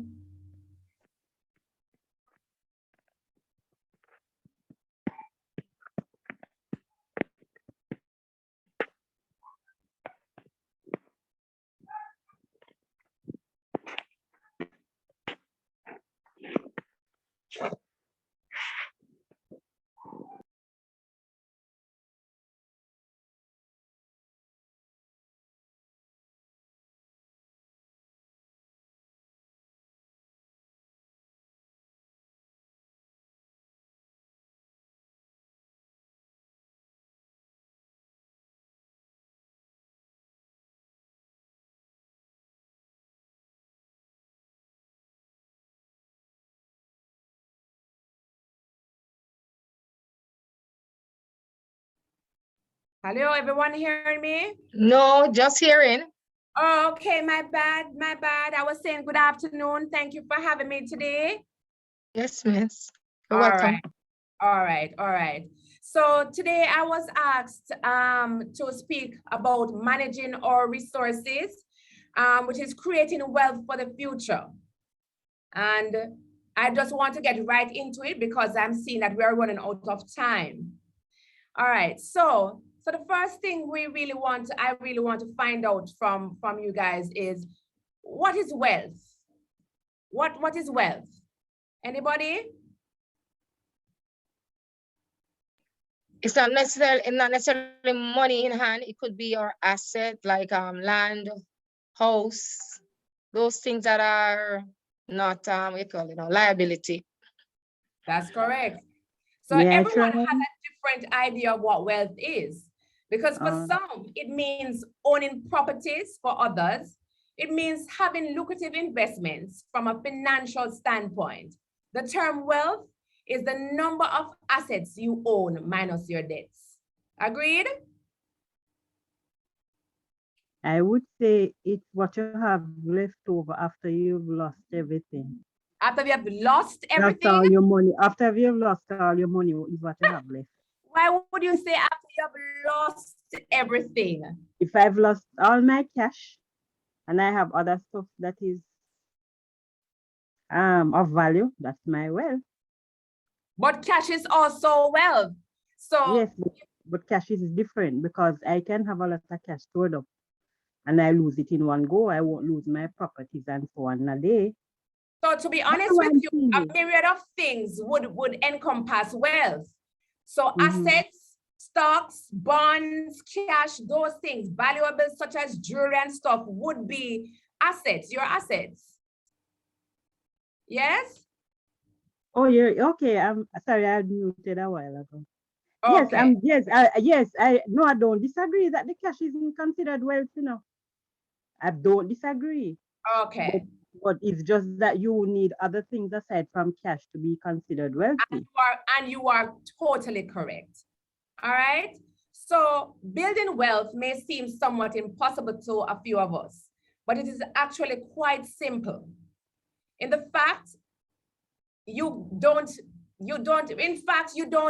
have to earn 6 figures to turn this dream into a reality. So no matter how old you are, you can amass wealth as long as you are determined. I mean, it was Kentucky, the guy who owned, the old man who owned Kentucky Fried Chicken, what's his name? It was way up in his 70s. He started earning some serious monies. So it doesn't matter when, right? If you are determined, it will happen. All right? So how do we increase our income? How do we accumulate wealth? And one of the reasons one of the ways in which we would accumulate wealth is to increase our income. So whether you're starting or in transition, having multiple income streams is the most fundamental step to building your wealth. Do you understand and agree with that? Anybody agree with what I'm saying here? I do. Right. Yes. So yes. We need multiple income streams. Your paycheck alone, your monthly paycheck alone won't help you. So let us about it. So let us share how we can increase our income. All right. So first of all, we can improve our skill set. So there are 2 ways you can grow your income and investment in returns. You can either lower your expenses or increase your income. I find that a lot of persons really look at more lowering their expenses than looking at how can I increase my income. So they totally forget the latter. You can increase your income by honing your skill set. So this could include getting a degree, an MBA, or a special designation, which can earn you a promotion. And of course, once you get that promotion, you will get a salary increase. Agreed? So let us expound on the latter a little bit of how we can increase our wealth.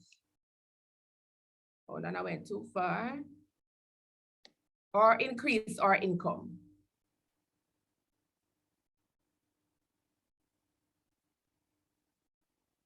All right. So venture into business. So they say the wealthiest people in the world are not employees, but business founders. Anybody agree? Entrepreneurship fulfills 2 aspects of wealth building: income and high returns on accumulated wealth. Therefore, if you have a business idea that increases your income, get started. Now, I'm not telling anybody to leave them job. Because we all need you. You're very important and critical people to the society, right? So it doesn't have to be a huge business. You can start small and offer the services you're good at. For instance, with the emergence of the internet, you can create an entirely online-based business. If you're busy teaching, you can hire people to run the business for you. The fact that you have a job doesn't mean that you have to rely on your paycheck, right? You can run a successful side business to increase your income. You can turn your talent or hobby into monetary value during your free time. Sometimes we have a lot of free time and don't even realize it. All right? There are many lucrative side businesses you can run online as long as you have internet access. So these include working as a virtual assistant, freelance writing and editing, copywriting, online tutor, coach, consultant, web design, app development, coding, etc. But there are other businesses that you can do if you don't have internet access. You can lecture part-time. You can be a gym instructor part-time, freelance, prepare taxes, and so on. Agreed? How about saving more? So saving money is another crucial step in building wealth. Once you have enough income to cater to your basic needs, it's time to save. Remember, saving small amounts regularly compounds to substantial wealth over time. My mother used to say to me, it's not what you earn, but what you save. So once you are able to take care of your basic needs, let's put aside some monies, all right? But how about creating a budget? Anybody, any one of the teachers here does a budget every month? Anybody? I don't. Okay, great, congrats. But one person out of how many persons? 54? Yes, I do. Budget. All right, so a budget is your financial plan. With expenditure, estimates versus your income. So you are earning an income. What is your income? Take away all of your expenditure from that, and that, my dear, would be what you can spend, what you can put aside. Not spend, but what you can save, what you can put aside. So the only way you're going to know what you can save or how much you can save is if you do a budget. The only way you're going to know if you can buy something on the road outside of the regular basic needs that you have is if you do a budget. There's no other way. You can't spend what you don't have. Yeah, but some people do it. All right, so a budget is an important tool in wealth creation. It gives you a view of your expenditure. It tells you, all right, you know, I can cut back on this. I'm spending too much on that. Probably I can do a little bit more savings if I cut back on this, that kind of thing. So the things you can cut on to increase your savings, it actually tells you what you can do. All right? To maintain a feasible budget, it is advisable to create a new one every month. Can you imagine a sailor without a compass? That's what a person who spends their money without a budget is like. Such a person will likely eventually suffer a devastating financial crash. So one of the most popular and effective budgeting techniques is the 50-30-20 rule. Anybody knows that rule? Nobody? All right. So this method suggests that 50% of your income goes to the essentials. So the essentials are your food, your rent, your mortgage, your healthcare, that kind of thing. 30% is allocated to non-essentials, such as the luxury activities, that kind of thing. And then you have 20% that is allocated to savings. How many persons are allocating 20% of their income towards savings? Nobody at all? It's a cave, ma'am. It's a cave. We're quiet. I realize. We're listening. So 20%, we should save at least 20% of our income. All right, we should save at least 20% of our income. The next thing you want to do is build an emergency fund. They say your emergency fund should be 6 months of your income. So your emergency fund kit prepares you for the unexpected events. And can I tell you, unexpected events come all the time, but you have to be prepared. In the event of losing a job, at least if you have that 6 months income, you can sustain yourself until you find another job. So such occurrences can disorient your wealth building without emergency funds. Because if it is that you had savings put aside and you're not working, of course, you're going to have to be looking into the savings that you had put aside. So there goes the wealth that you were building. So two common outcomes are selling the investment or incurring debt. Because what that means, if it is that you're not earning and you have to be taking out monies from whatever sources that you would have put aside, it means that you're depleting the investments. And if you don't have it, you're going to have to take a loan or incur debt. You might have to be begging or borrowing somebody, borrowing from somebody where, yes, all right, I have to pay back this person, that kind of thing. So you're going to be in a little situation. If you incur debts, your wealth starts diminishing, right? Also, you'll have to pay interest for the debt. If you sell your investment, you lose the capital and interest you would have otherwise earned.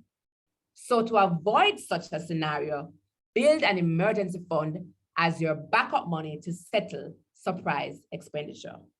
Guys, this happens every day. Agreed? Yes. All right, so the next way we can build our wealth is to pay off our debts. Guys, we have to pay off our debts, our student loans, whatever loans that we may have, pay it off. Your credit card is another killer. So debt, whether it's credit card debt, mortgage debt, student loan debt, or any other kind, can pull you down every time you try to build your fortune. You can start by paying off high interest debts so you can save money and start building wealth. So what does that mean? If you have a loan that the interest is high, what you can do is consolidate. And once you do that, you have that option of getting a lower interest rate. And if you extend the loan payment period, you'll at least have enough monies to save, to put aside, so you don't have to stretch yourself too thin. All right, so you have to look into your situation, see how you can reduce some of your debts by paying off the high interest ones and getting low interest loans instead. Guys, the next thing is we have to live within our means. Who agrees with that one? Shakespeare, most definitely, I believe that. You have to. Shakespeare says, "This above all, to thine own self be true." You find that your friends going out, they're going out to eat lunch or dinner or whatever, and do it very regularly. You have to say, you know what? Let me sit this one out. I can't afford it this time around. You know what your goals are. Don't make a friend or friends say, listen, we're going to go out, we're going to party every night. No, that will reduce the savings. That cannot work, none at all. All right? So overspending can dramatically impact your ability to build wealth. Cut spending on unnecessary things like eating out, buying designer clothes, and regular vacations. Of course, we have to take vacations, but how regular? All right?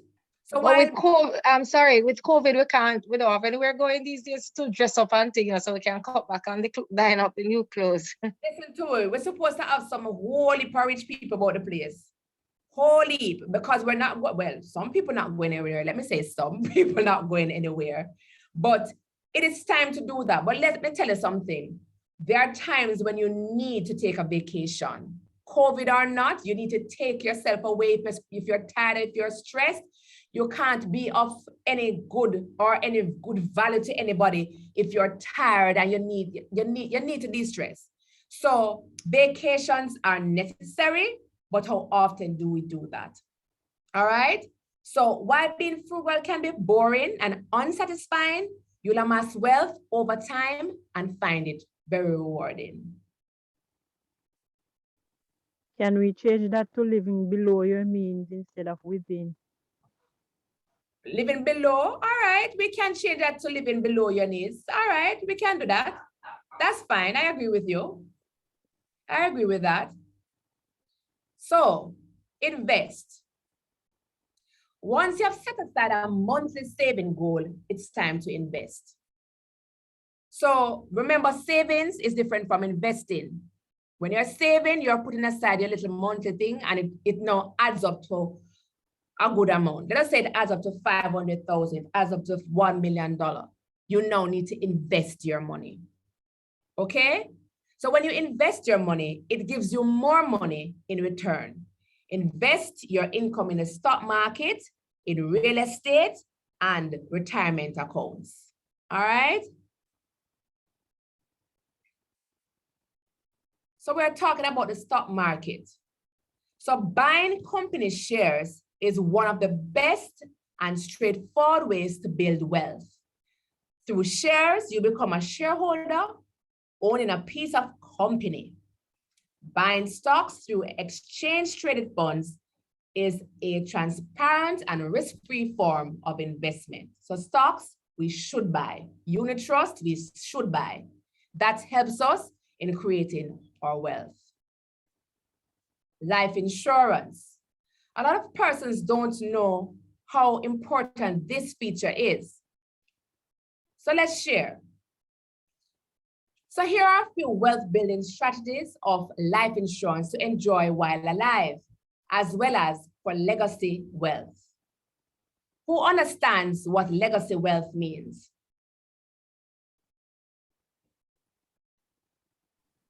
What you die and Inheritance. leave for your family. Inheritance. Yep. All right. So permanent insurance policies have a forced saving mechanism. So this accumulation of cash is called cash value. This is like building your own bank and can be used for numerous things. Let's find out what they can do. So when borrowing money from a bank, the coverage can be used as a security for that loan, and the cash values can be used as a collateral. So a collateral, whereas you borrow against what you have, or using it as a security to ensure that if you are taking that loan and you pass, then automatically that loan is paid up. So whomever you leave behind is not worried as to if they have to pay back whatever loan you may have had. They don't have to worry to say that the house that they have over their head will be gone because they would need to make payments on that. All right? The most valuable asset a person has is their health and the ability to earn money to save, spend, invest, and to give. What does that mean? The most valuable asset a person has is their health and ability to earn money to save, spend, invest, and to give. Anybody can tell me what we're saying right here? No? Health is wealth. If you don't have your health, you can't achieve all that you have stipulated after the health. Right, teacher, right. Our health is wealth.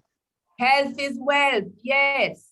So if you're diagnosed with a terminal illness, medical expenses can be wiped out quickly, right? Or it inhibits your ability to build wealth while they are alive or while you're alive. So you have to ensure that you put things in place. So for argument's sake, if you have a critical illness plan, what that plan will do is pay you that lump sum. So at least you don't have to go into your investments to take care of your needs, right? So we have to put things in place. But at the same time, we have to ensure that we have good health, take care of ourselves, all right? Generational wealth. It says, life insurance has always been an important part of any family's financial planning, as it can help cover things like debts, mortgages, funerals, and day-to-day living expenses if a breadwinner were to pass away. However, while all of that is still true, the financial experts have now recommended life insurance not just as a way to ensure basic needs are taken care of, but as a way to pass down generational wealth, whether people have substantial or modest income. So guys, insurance is a necessary evil. It creates generational wealth because what it ensures is that your children or whomever you leave behind or whomever is dependent on your income is better off for you having your life insurance. All right. There is a saying that says, build your own table so your children won't have to ask a stranger for a spot at theirs. And that's so true. Make sure you put things in place, right, to create generational wealth. And we look at real estate. So real estate is one of the primary ways in which investors can make money in real estate, right? It is to become, if you become a landlord, that you can rent your property, that is where your income would come from. Then you have persons who flip properties. That means they would buy the properties and sell them back. That's another way of purchasing, of creating wealth, right? So you make monies from fixing the properties and selling them again. Final take, guys. Building wealth is not a rocket science process. With dedication and discipline, you can grow your wealth fast. Before starting on this journey, it's important to equip yourself with financial education. That alone should catapult you through the other steps seamlessly and eventually build wealth. Many people overlook retirement plans when it comes to building wealth. You'll not only save for retirement, but also grow your wealth over time. Guys, you must put aside, separate and apart from the pension that the government has for you, you need to ensure that you have a supplement to your pension. So the real estate, the stocks, all of those stuff, you ensure that you have them in place. It makes a difference, all right? Building wealth is a marathon. It's not a sprint. It is over time. So discipline is the key ingredient. You have to discipline yourself. So you have to say, guys, not today. You know, you have to ensure that you're putting aside that 20%. You have to do things to ensure that you generate or create your wealth. All right? So remember, wealth is a mindset. All right? What kind of mindset do you have? Do you have a growth mindset or a fixed mindset?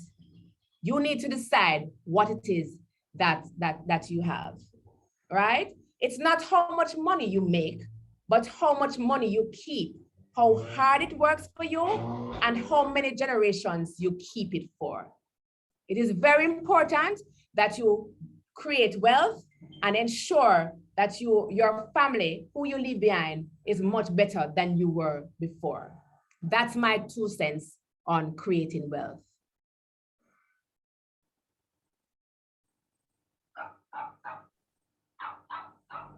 Thank you, Mrs. Ashley Grant. I see a thumbs up from Mrs. Crumbie. I know the first things teachers are going to say, because I have said it too, is that we don't have any money, we're broke, we don't have enough, we don't earn enough. We have so many expenses coming out. We are thinking about the children. Food has become increasingly expensive. Don't talk about JPS and water commission and all the other people that we need to pay. But ladies and gentlemen, I thought about it and I thought it important that we understand that we must plan towards that point when we are no longer here, so that our children and those who depend on us, when we leave them behind, we leave them behind better off than we were from previous generations. And so I wish to thank Mrs. Ashley Grant. I think we can give her one question. Is there one question? All right. I am going to tell Miss Grant the same thing I said to Miss Smikle. Provide your information in the chat. Maybe somebody would like to speak to you off air and just, you know, basically get a feel of where do I start? Because I think that is part of the issue too. Sometimes we are stuck and we're not sure where to start with creating the wealth, what we can do. Mrs. Ashley Grant is a financial advisor. I'm sure she can point us in the right direction. So, Mrs. Grant, thank you so very much. This was so informative and encouraging. Please kindly share the your contacts in the chat section so that our members, if they so choose, may share. Thank you much, my darling. Thank you. All right, we have one more presentation to go, and that is Mr. Thompson. Now, Mr. Thompson is here to help us out as teachers. We couldn't have AGM and don't touch social studies, the subject at all. We must talk a little bit of social studies. We are in a not so great spot as a subject area right now. The results were 50-something% for this year, for the last school year, I should say. And in hope of improving the subject showing at the CXC external end, we have to try to improve ourselves as teachers, what we know, how much we know, how well we can communicate it to the students so that they can perform better. And so without any further ado, I want to welcome for us today, Mr. Kevin Thompson. He is a teacher and educator for over 15 years, head of the Department of Humanities at Immaculate Conception High School. He teaches Caribbean studies, social studies, history, law. He marks Caribbean studies, and he recently co-authored the Collins K Provision textbook. He's married and a father of 4. Wow. Mr. Thompson, welcome. Ladies and gentlemen, Mr. Thompson.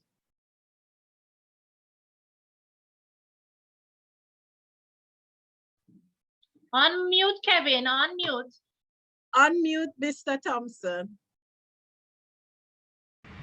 All right, I'm sorry about that. Good day, colleagues, representatives from the Ministry of Education, Finance, and the noble institution CAFFE. Hi, Mrs. Smikle, if you're still here, Miss Smikle. Special thanks to Mrs. Flinch-Vassell and Mrs. Bailey-Marshal and members of JASSE for inviting me to this forum to speak to you about teaching regional integration in the classroom. Now, I am pleased to present to you information and an education that I myself have received from my colleagues from my school while marking CXC and my students as well. So, you know, just goes to show how the cycle of education and information works. Now, I'll not attempt today to really give you information you already have on regional integration. We all have a series of PowerPoints that have been floating around on regional integration. We have been to regional integration workshops, etc. Now, presenting the information as it is exactly what we have been doing to our students, and this approach, as we all know, is just not working.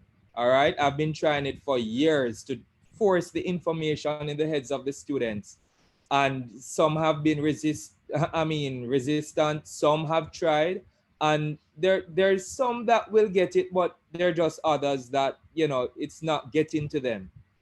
Now, what I will present to you today is an alternative approach that will involve student-centered learning, authentic learning, we call it. And this is an approach that is currently being pushed by the Inter-American Teacher Education Network, an association of teaching professionals who are supported by the Organization of American States, to bring real teaching, authentic learning to all students of the Caribbean. Now, this lesson on regional integration will be presented using a stream lesson plan.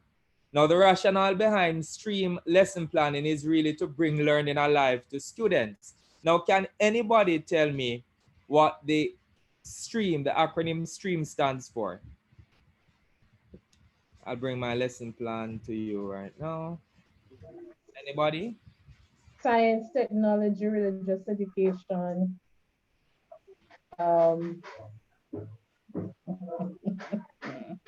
Mathematics. All right, you get science and Science, technology, reading, Yes. engineering, art, Yes. and Art and mathematics. mathematics. Right. All right. Excellent. Right? So we are looking at stream lesson planning in a humanities subject. You know, we are looking at using science, technology, reading, engineering, arts, and mathematics to teach a humanities subject. Now, this approach will capture all our students' attention. I know, especially at my school, at Immaculate Conception High School, we have most of our sixth formers are science and math-based students looking to go into science and math-based fields. And we are using STREAM, started with STEM, now integrating STREAM in our programs there to especially capture those students who at sixth form, they don't want to do anything humanities related. And we can use it at the grade 10 and 11 with our social studies students. Now, we are going to be looking at the lesson plan, regional integration.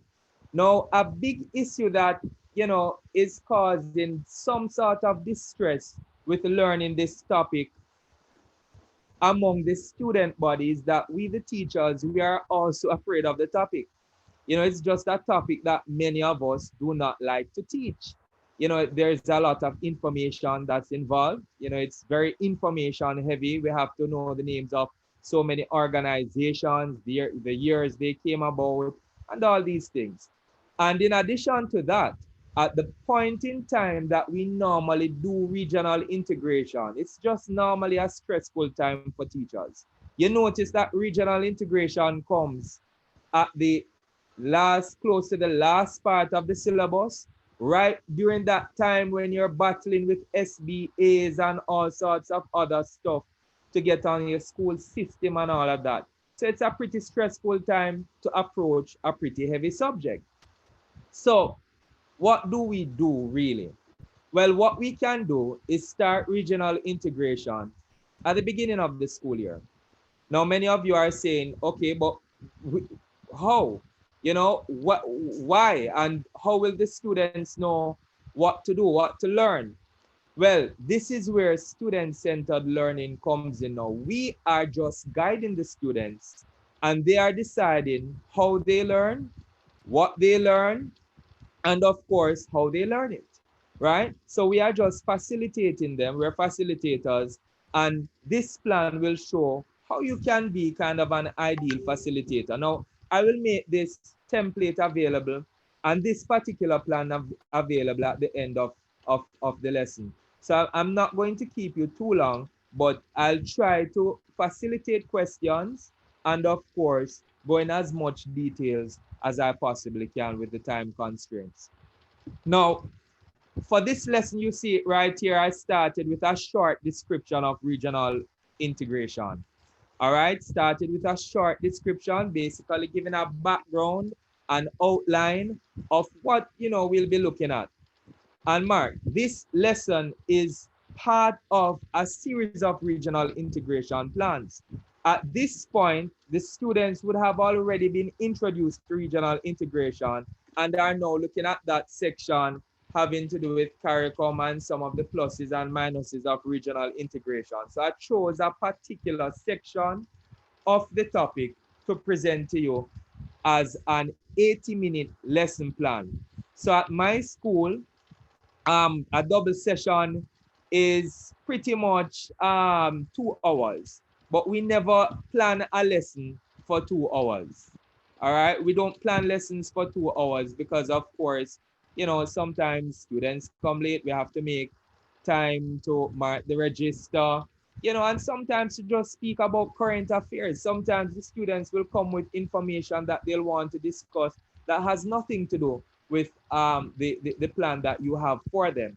So as not to run in any big issues, we always plan below the time allotted for our class, right? So that is possibly an approach that some of us can look into as well. Now, there are some foundational stream ideas that we're going to be looking at for this plan on regional integration. And I have outlined here as my objectives, right? I have my stream objectives, making sure that I cover all the letters in stream here for the students to get a little bit of everything in the one lesson. Also, teachers, just for point of information, you don't have to teach a stream plan like this by yourself. You can, get your IT department involved. You can get your math department and your science department involved and have a kind of a collaborative teaching thing going on if you find that you have the time for that. And you can make the time because, as I said before, for me, regional integration is normally done second or some schools, even the third term, right? Second and third term for some schools. We started at the beginning of the second term or the end of the first term. That way students can actually get to prepare ahead. So this lesson plan is written for my students who will do this next year. So they'll embark on this plan at the end of December and they'll be told that, okay, the project for this plan is due at the end of February. So they'll have, about 2 months to prepare all of this. All right. So science, what scientific learning can come from regional integration as a topic? Now, for our objectives here, we have that at the end of this lesson, students should be able to identify one way in which Caribbean states could pool their natural and human resources. Natural and human resources sounds familiar. They would have done that just before they approached regional integration in that part of the social studies syllabus, right? So you'd look at natural human resources and then go on to look at regional integration. So again, we're incorporating the former topics into this one and of course using science to bring it out. So we identify one way in which Caribbean states could pool their natural and human resources to create or improve on a scientific idea that could earn the region much needed money to complete national or even regional projects. All right. So this is part of the learning. This is what now the students, of course, will be expected to know, learn, or understand by the end of the lesson. In terms of technology, the students, of course, would understand how to use computer modeling to design the scientific invention mentioned above or idea they have that could improve the well-being of the Caribbean. This idea could be a state-of-the-art stadium, sports stadium, for example, using sustainable renewable energy to operate its utilities. It could also be to design and create a line of heavy-duty vehicles that could be used in Caribbean construction, as well as the students can also design and create a model of a solar structure that can be used to run and operate factories to cut energy costs, especially in a Caribbean state like Jamaica, where the cost of energy is extremely high. I think I read something recently that said that we have we're in the top 5 countries where energy costs the most in all the world, right? So this would be something good for the students to explore. Remember, we're creating Caribbean people who, I often say that we love to complain. So we're creating Caribbean people who are problem solvers, right? Who are logical thinkers and will use, of course, science and technology to solve problems. Now, reading, we can't leave out reading because, of course, we're a humanities subject. And the students will be required to create a manual for regional cooperation in science and technology by showing governments how pooling their resources can lead to the creation of solutions to regional industrial issues. Now, the students will have to do reading on CARICOM, on the CARICOM community for this activity, and also reading in science, just a whole heap of cross-referencing for this project, right? So reading will form a huge part of this project. Now, in terms of engineering, we can't leave this out. It's a focal point of STEM. And we'll ask the students to actually build a model of the engineering project they will be creating. And this could be a small scale model and not necessarily one that, you know, functions as intended. I know some students are capable to build models that function, but we're not pressuring them at the grade 10 and 11 level. Now, students can focus on just the form and design of these models. Now, the arts, again, we're incorporating all fields. Now, students can create a program for a culturally diverse opening ceremony for the launch of the invention that was created by regional scientists and engineers. The launch must be balanced and include artistic pieces from all over the Caribbean and represent the various races and ethnicities that make up, that really make our region so diverse. All right. So this is something that, you know, we normally see at the launch of certain projects, or, you know, sometimes even at the beginning or end, where we have dancing, folk music, etc., just to celebrate, you know, something that was accomplished, all right, or the beginning of something. Now, mathematics, how do we incorporate mathematics? Now, we create a realistic budget for the project that they plan to take on using invoices, yes, invoices from real companies, right? We get quotes from professionals such as skilled laborers that will be employed on the project. So this is real learning, and we're having the students just integrate the information that they've learned from all subjects, right, into understanding this one topic of regional integration. All right. Now, before we move on, I will take, you know, a few questions. I know some people are possibly not really familiar then with the stream plan, right? Any questions up to this point? Just one or two? All right, so I will go on. Now, connections with the real world or real world applications. Now, this, of course, exercise will give the students an understanding of the level of planning, skills, compromise, coordination, cooperation, and cohesiveness that will be needed to carry out some of the projects that we expect our Caribbean leaders to do, and of course to promote regional integration. We oftentimes, I mean, we berate our government or Caribbean leaders. We say that they're not forward thinkers, but there are times that, you know, we really need to consider the level of integration, the level of cooperation that will be needed to bring across or to put together a project. I know our leaders can do better than they are actually doing now, but there's just so much involved, and we want the students to get a feeling of that, so that possibly when they go into government, they can, you know, navigate around some of the issues that they would have already been exposed to, taking part in this project, and, you know, move forward as a region. As usual, we have our vocabulary or words there, that some of which you would have presented to them at the beginning of regional integration as a lesson. We have the materials that we will be using outlined in this plan.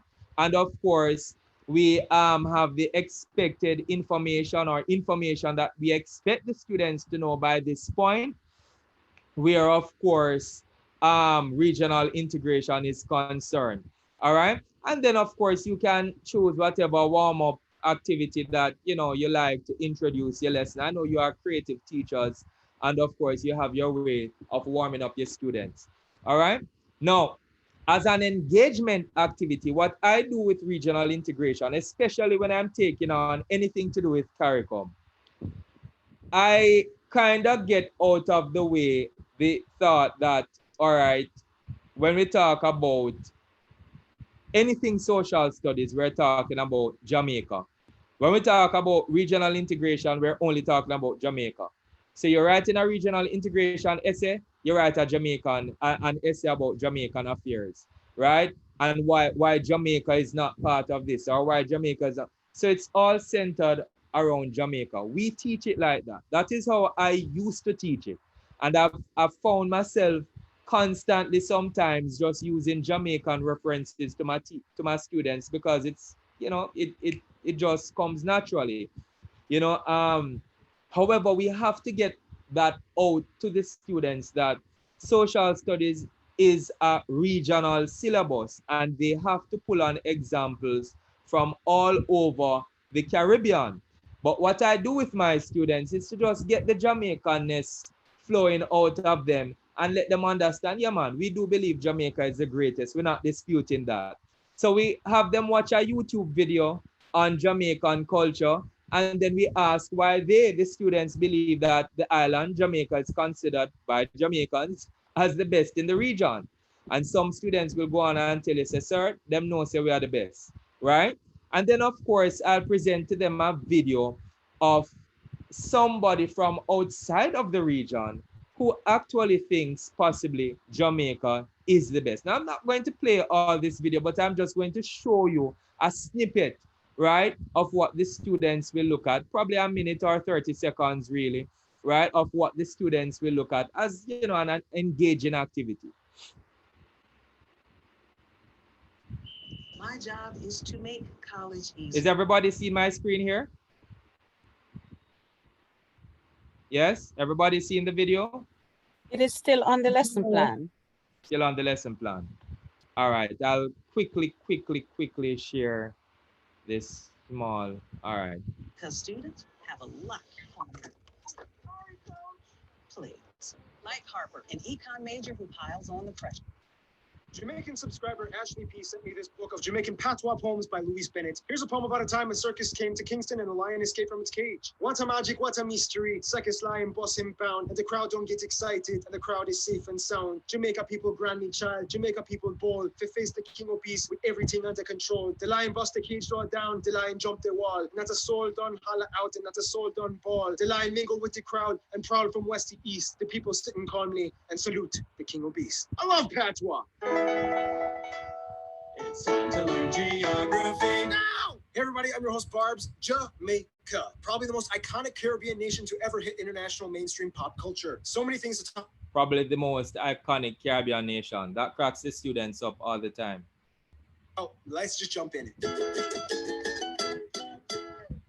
Back in the Caribbean. Don't you just love this region of the planet? First of all, Jamaica is the fourth largest island country in the Caribbean, located west of Haiti, south of Cuba, and east of the Cayman Islands, where all the billionaires hide those wonderfully offshore bank accounts to avoid taxes. Jamaica is divided into 14 parishes, and the capital, Kingston, in itself acting as a parish. The parishes are further kind of split into 3 historic counties that don't have any administrative relevance. They are Cornwall, Middlesex, and Surrey. Yeah, with names like that, you can almost smell the British residue. The largest cities after the capital, Kingston, would be Spanish Town and Portsmouth, both in the St. Catherine Parish. However, if we're talking about outside the general Kingston area, the next largest would be Montego Bay and Mandeville, with the 3 busiest and only international airports being Kingston, Norman, Manly International, Montego Bay's Sangster International, and Bosco Bell's Ian Fleming International. There was some controversy over naming that last airport because everybody was like, why don't we name it after a Jamaican person? But Prime Minister Golding was like, look, the dude kind of put Jamaica on the map, and if it wasn't for us, he wouldn't have had the inspiration to create James Bond. So suck it up, people. Now, despite being small, Jamaica still holds its ground on the disputed territory between them and Colombia, Nicaragua, and the U.S. over the uninhabited submerged reef sandbank areas of Bajo Nuevo and the Serranía Bank. Remember, people, the second you discover even the smallest sandbank protruding from the sea, you gotta claim it. That way you get an exclusive economic zone. Woohoo! Speaking of which, the country has about 30 smaller islands and islets and keys and sandbanks lining their shores. The largest one being...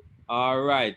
So this is just a warm-up activity. There's a lot more that he goes into about Jamaican culture and really about, you know, our wonderful island. And the students really like hearing about our island, right? They really like hearing about the superiority of our island over all others. And of course, we move on to questions, right? For them to state 2 reasons why Jamaicans believe their island is superior culturally to other English-speaking Caribbean islands, and also to give 2 reasons why Jamaica is considered the most well-known Caribbean island by individuals from extra-regional societies. So we start them off with that, and of course, we play a little snippet of this song for them, right? Because Jamaican subscriber. Sorry.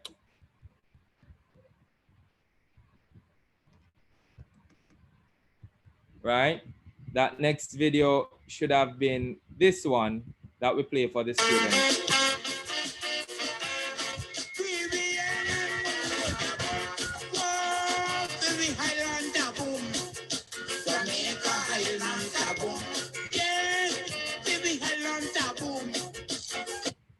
All right. So that is basically the warm-up activity that we would, just get the students, involved and ready now to go into regional integration. And we start off same in the engagement activity, looking at integration now for them to highlight 2 issues that have led to the history of rivalry and disunity among Caribbean nations. And one of those issues that we will highlight, or that many students will come on about, is the fact that every island feel that they're better than the other one, which is a big thing that really prevents us from being as united and integrated as we could be, right? So if you look at my plan here, we start off with that first question, and then we move on for them to outline 2 ways in which Caribbean islands can promote integration and uniformity, even among the diversity in the region, and also to promote unity among the Caribbean nations, just to let them understand the importance of regional integration and to get them, thinking about ideas of how we can, of course, unite and integrate. Now we get to that exploration side of the topic, which of course now will involve the regional integration project. But quickly, 30 seconds, anybody with any questions up to this point? Any questions? All right. So the exploration section now. This is where you will actually get the students.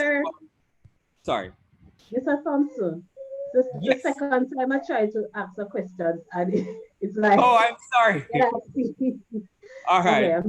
Yes, miss. So I great content, agree with everything. Yes. But it seems like this is a content for persons who are doing the subject for 2-year course.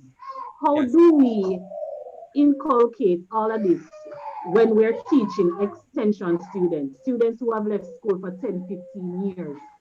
How do we cram a 2-year course for persons like these? What are some suggestions? All right, very good question. Well, this is what I'm telling you now. You actually will start your plan before you actually start teaching the topic. That way your students can actually begin exploring. So what I have done here in my engagement activity, right? I would, of course, engage the students at the actual 80-minute lesson, right? This is the in-class lesson now.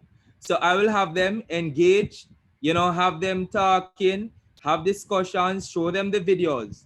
However, this section, the exploration section, you would have given the students this project to go off and do before you actually teach the lesson.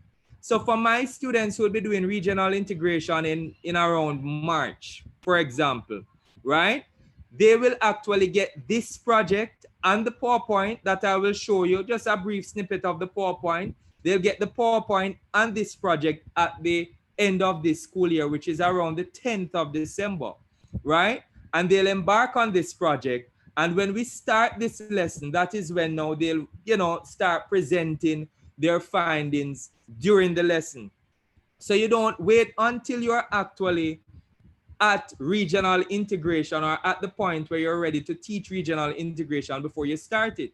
You just have to trust your students and understand that these students are brilliant and they can go out and, you know, if with the proper guidance, do the research and actually complete a project without having officially started a topic. And remember, you're not sending them out there empty-handed. You'd have given them a PowerPoint with, you know, the lesson instead of showing the students the PowerPoint in the class. You know, I mean, students are not really into PowerPoint, too much into PowerPoints, you know, as we think, you know. You're reading the PowerPoint to them in class and they're like, you know, why you couldn't just give it to me and I'll read it at home. So you give it to them and then you send them on their way to do this project. And in March or whenever you're ready now for regional integration, it's a breeze. Not sure if that cleared up your question. Okay, sir. Thanks for your advice. All right. You're welcome, miss. All right. So the exploration quickly now. Regional integration project. Now students will embark on a project to create through regional cooperation any infrastructure or invention. Remember, we laid it out in our stream plan already. That is aimed at uniting the region or solving any other issue common among the regional states. Now the students will be placed in groups representing the regional members of CARICOM and will meet regularly to discuss strategies and execute planning based on a real-life budget, legal systems, and cultural differences. This is what the students will embark on 2 months or so before you actually teach regional integration in class. All right? And the requirements of the project are as follows. Identify the project. Embark on a move to use modern renewable energy as the driving force behind the project. Use computer software to design the project. Create a manual outlining the purpose of the project and state how the region will benefit from the project. Build a model of the project. Prepare and record items from a program that will represent the launch event of the project, and of course also to have a budget ready. We want to show the students that with anything that they have to do in life, you must have money and a budget attached to it. All right. So these students now will embark on the project. You can give them individual tasks. Sometimes I do that in groups to ensure that everybody has to give an account of what they did in their group. Or, you know, the project will unfold over time and, you know, students will emerge as leaders or experts in doing this and they'll organize themselves. But I prefer to, you know, identify students and have them do particular tasks when I give group work to ensure that everybody is responsible for part of the work presented. All right. Now, explanation. This is something that you'll see in our regular STEM lesson plan. Right now, the students will be given a PowerPoint presentation at the beginning of the term and the start of the project to study as an assignment. The following questions now will be given or will be asked of their project during their presentation as they will be armed with the knowledge from the PowerPoint. So remember, you give them the PowerPoint already, you know. And this is my suggestion, guys, because you know, every year we have the same issue with teaching regional integration. So let us try something different. So this is just you planning ahead and having everything outright before the actual integration class. Give them the PowerPoint, give them the project, and as they present now, you ask them, how will the project help the Caribbean integration and unification? Have them explain that. Which current Caribbean agencies will be involved in the creation of this project and what will be their role? If you look at the topic regional integration in the social studies syllabus, you will see all the agencies that come under the fold of CARICOM.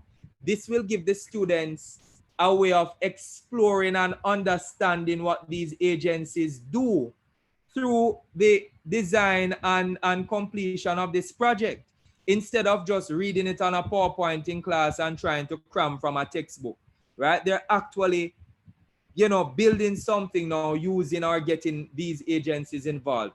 And you ask again, how will Caribbean countries and CARICOM overcome the unease of any one island feeling pressured into contributing more to the project than the weaker economies. Again, a big issue that comes up with regional integration. You know, I don't want to put more money than this country, and I don't want this country. Stamp your feet.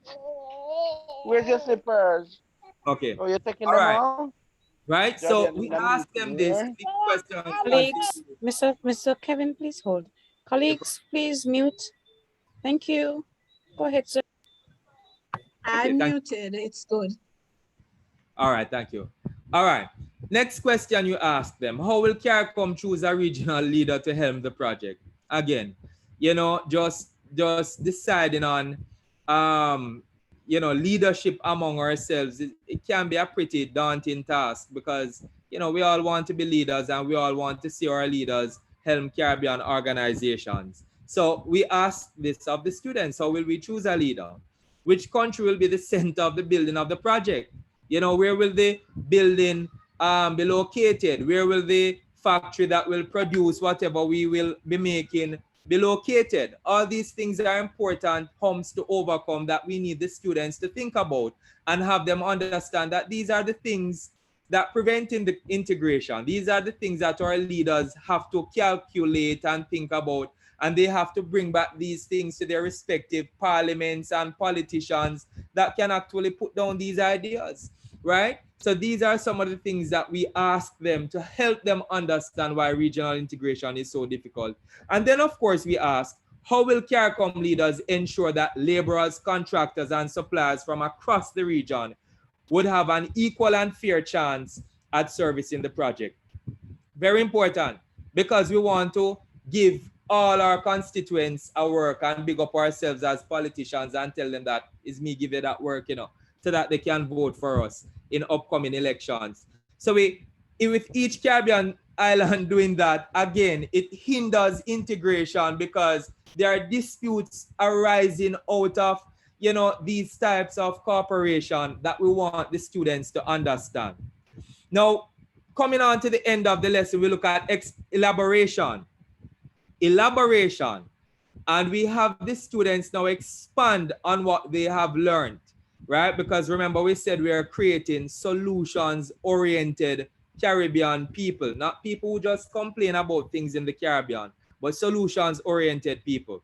Now, in a bid to create students who are problem solvers and logical Caribbean citizens who may see the benefits of integration and not get frustrated by inevitable issues, the following questions will be asked. What are some of the issues that may arise out of licensing, ownership, and terms of use of the project?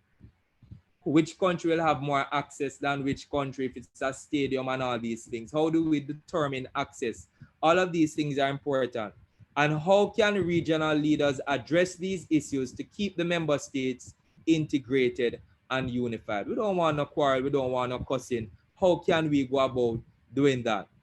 Right? So this is basically the plan. We move on to the evaluation, and the CARICOM project will be, of course, a big part of the evaluation of this particular topic. But I want to hear from you. Are there any other forms of evaluation that you would use to test the students' understanding or what they have learned in this project? How would you approach, you know, evaluation for a topic like this using this plan? Any suggestions, any ideas? I'll take one, even one. Using a rubric. Go ahead. I would use a rubric.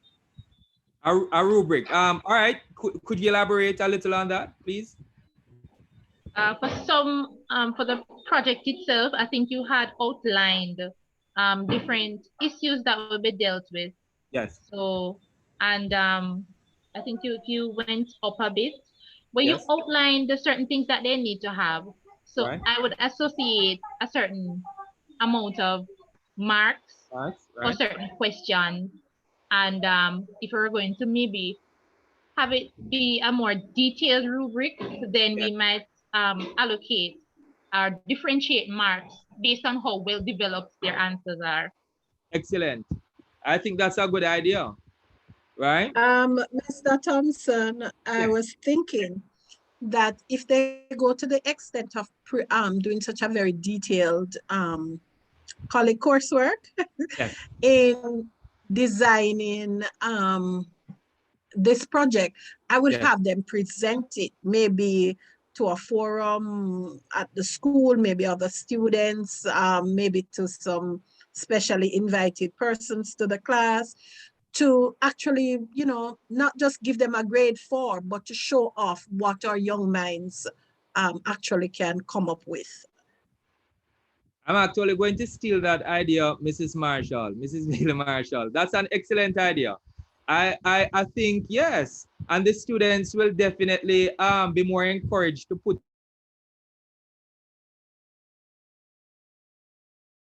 on, right? Another I think if idea they that do I all would, this, yes, I think if they do all this, they deserve to be showcased. yes, I agree with you. I totally agree. All right, let me see what is here in the chat before we quickly move on. All right. Now another idea that we, okay, Mrs. Kadian Murray, you can go ahead. Okay, sir. Yes. Have you done this before? Actually, I did a form of this, but it got a little bit more detailed for me with the inclusion of the stream lesson planning. But yes, when I'm teaching regional integration, I don't wait until the date of teaching integration. I normally start the term before I actually teach with this project, right? But in Projects, terms of, what did they yes, present? Give us an idea of how it turned out. you Because know, we're looking at it yes, and it's a new approach for many. yes, yes. And you're saying teaching children critical thinking, we are in for that and we're pushing for that, right? But many teachers might be daunted by, oh my God, the students I have won't even want to turn on a camera, much less to go do a project. So Yeah. right now we're absorbing it and wrapping our heads around how to go this route, because as you said at the start, this is a topic that many people shy away from. Right. And the That's students true. pick up on that from many of the teachers. Yes, they do. So this is new. So just tell us how it fared out, please. All right. Good question. Now, I have actually included in this lesson plan some of the ideas coming from my students' work. So, for example, having a central, regional, solar, solar or sustainable energy what you call it now, project going on for the Caribbean was actually a suggestion that came from students. They actually said convert some uninhabited islands in, you know, just having them full of solar and sustainable energy sources that we, the islands, would pull from, you know, and they actually went ahead, did their research, how much the panels would cost, and in just doing some of those things, they realized, possibly this is too grand of a project to take on now, you know, because they have to give a rationale and they have to also give, okay, based on your budget, is this realistic? Is this practical?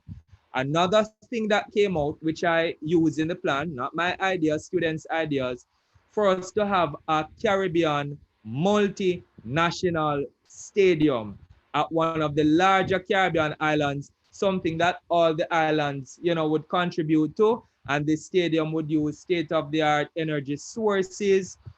And you know, if Barbados have sporting events, they can come on up to, say, Jamaica or go on to Trinidad and utilize these stadiums. And you know, these were some of the ideas coming from the students that they presented. And I'm telling you, trust your students. If you plan in advance and you give them this project you know, in good time, and you have classes where you know, try to find out their progress, find out those who are actually working, those who are not working, and kind of push them along. You'll be surprised at what these students come up with. You know, I mean, even using phones, some of the things that they design and come up with using their phones, not computers now. You know, it's just amazing. Trust your students. You just have to find a different way of engaging them. And I know it seems daunting and they don't seem interested, but this is a way to get them interested. Believe me, right? Any other questions, comments? I hope that answered your question, Mrs. Crumbie-Murray. Crumbie-Murray, sorry. Yes, it did. Thanks. I'm All waiting right. to be able to absorb this lesson plan and sit down and go through it Yes, and yes. modify and things. And I must tell you something that I did again, Mrs. Murray. Based on their project, I had students create multiple choice questions. You know, some use the same PowerPoint to create their own multiple choice questions that I gave them as a test in class, right? So you may have groups or students put 5 questions based on a particular part of the PowerPoint or the project. And you know, you compile the questions together and you use that as their evaluation. These things are things now that will get the actual knowledge base, you know, stuff in their minds. All right, so these are things you can do for the evaluation. Now I'm going to quickly, Mrs. Marshall, I know I'm now on board time, but I just want to quickly show the PowerPoint that I'll present to the students. All right. Okay. Now remember, you know, I am not against PowerPoints, but for me, our students, we have to trust them with the information. You know, many of them aren't listening when you're going through the PowerPoints in class, right? They're with them, reading along as you go along. They aren't listening, they're lost. Some of them turn off the cameras, especially now, and they're just gone about the business.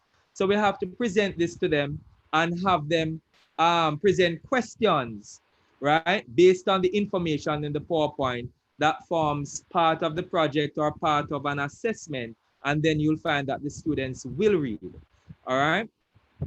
Let me bring the PowerPoint up quickly. All right, so this is the PowerPoint that I would, of course, send to the students. Slideshow from start. All right, so you notice I didn't present this PowerPoint to you. Most of you already have all of this information. The students have access to this information as well. You know, they've been sharing information since the pandemic. You know, they've been bringing information together, books, snippets from textbooks, all these things. So they would have had this information, but you're giving it to them so they can have easy access.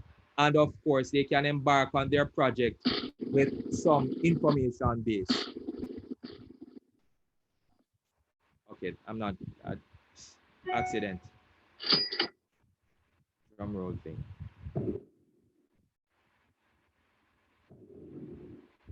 All right, and of course we got the challenges.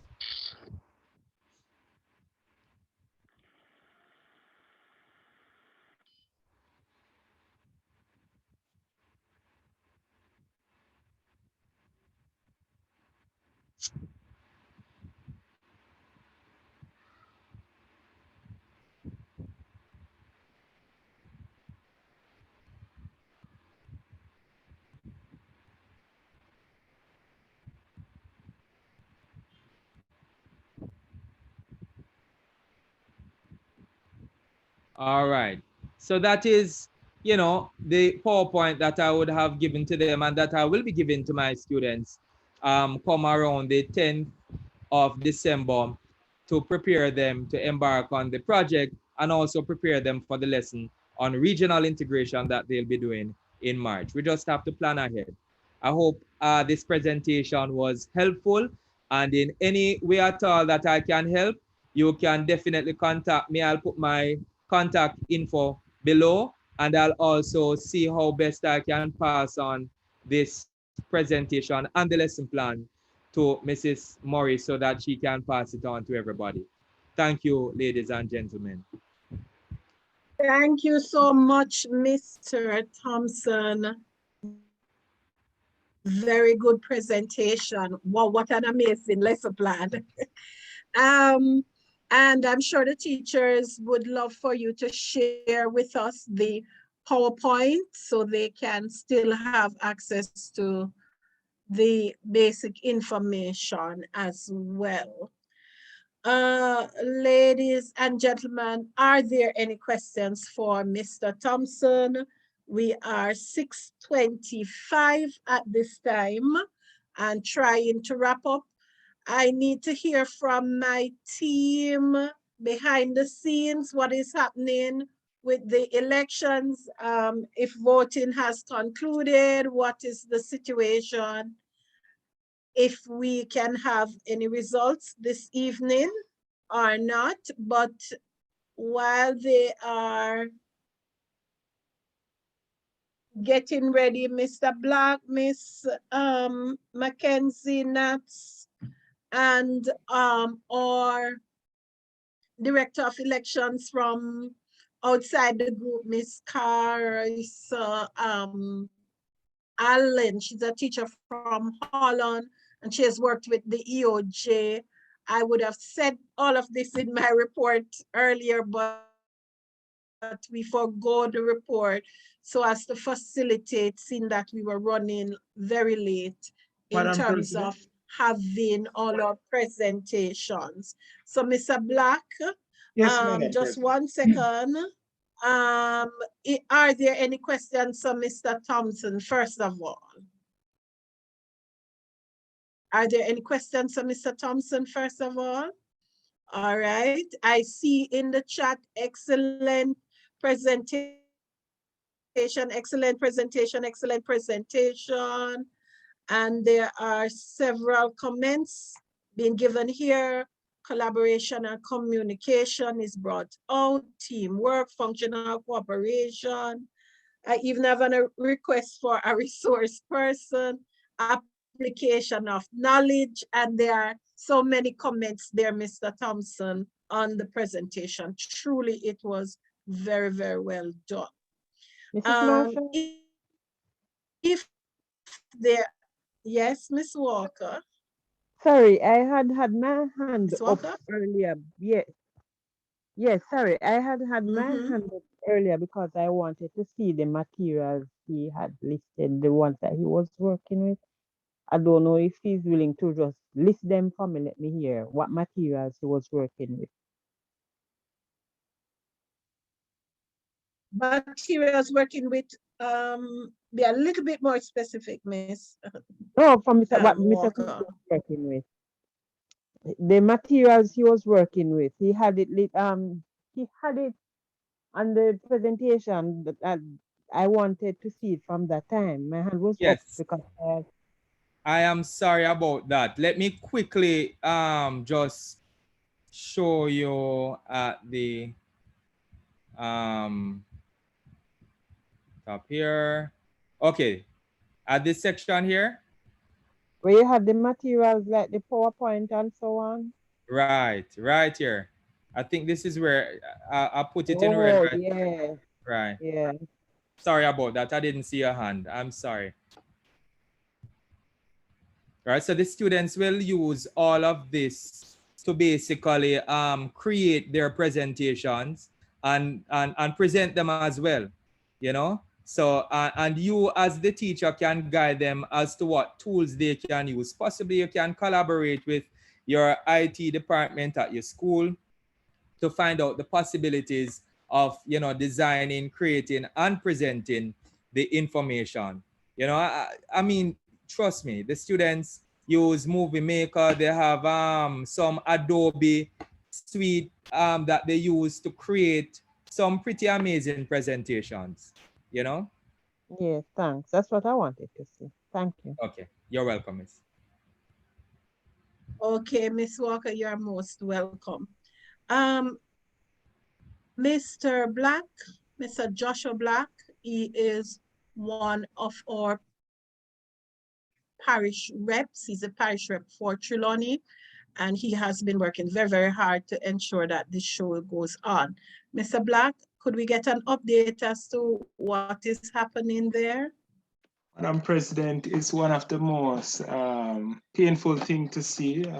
Although we have the Democracy Club coming up, we still don't have the spirit of democracy. We have 9 parishes without any nominations for parish representative, and it is really cumbersome, and we are currently only have 5 parish reps, but we have positions nominated for in the executive body.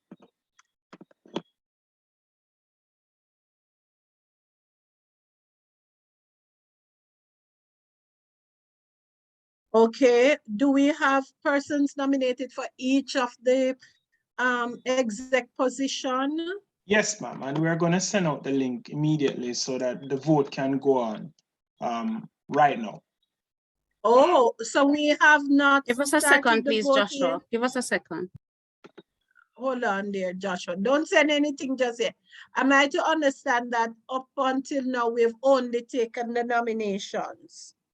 Yes, and it was only 6 persons out of what we had who nominated persons, prospective persons for the different posts. All right. Madam President, could we ladies and reopen for a gentlemen. minute? Yes. Could we reopen just for a minute? Reopen what? The nominations? Just for a minute. Yes, the nominations, just for a minute.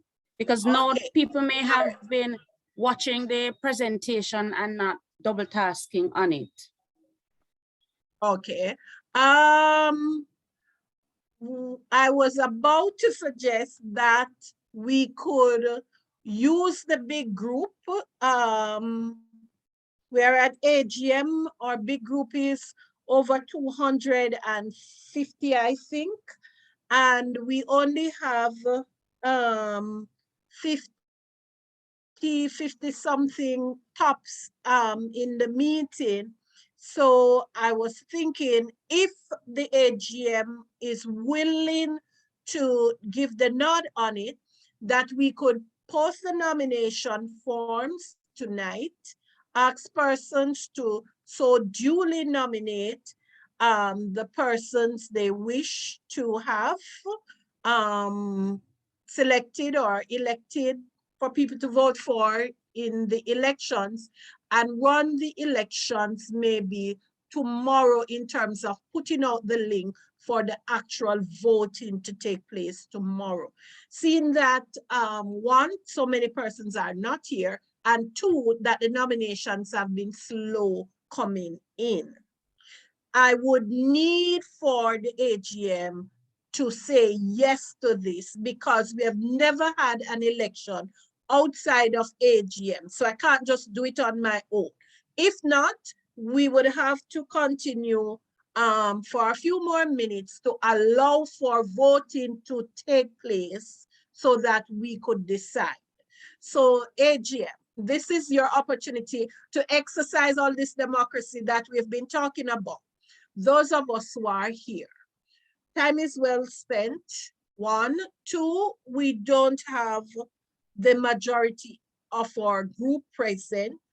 1, we want to vote for putting off the elections and doing the nominations tonight and sending out the vote tomorrow. And the next option is we proceed as is tonight and have the voting done tonight. So those are the 2 options on the table. Don't know if anybody else has another option to offer. Are we okay with those 2 options? Just raise your hands on the platform. If you're okay with us voting on that. I see 1 hand, 2 hands, 3 hands. Okay. All right. So it seems as if the group want to make a decision how to go forward. 4 hands. Yeah, 5 hands. Okay. All right. So could we get a few more hands to say we vote to decide?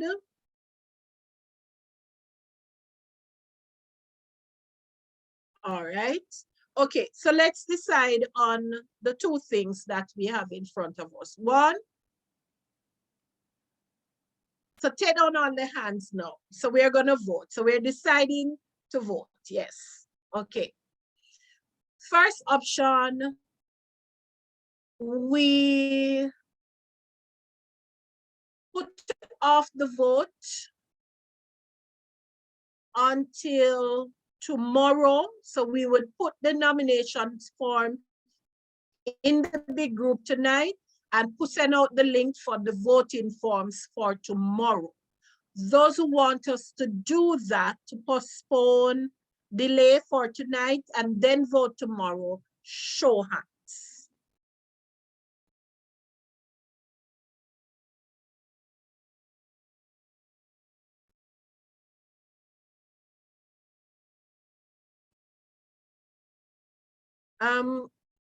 Joshua or Nats, could you just count up? All right, Madam President, let me see if we can. 12 raise hands. 12, 14. 14. This raised hand here is for those who wish us to send the nomination forms tonight, get nominations to all the parish reps and the positions on the executive, and we send the forms tomorrow for actual voting. If you are in favor of that, raise your hands. How many do we have now, Josh? 15 raised hands. 16 now, 16. 17. Okay, I'm going to raise my hand as well. Let me raise my hand. 18 now.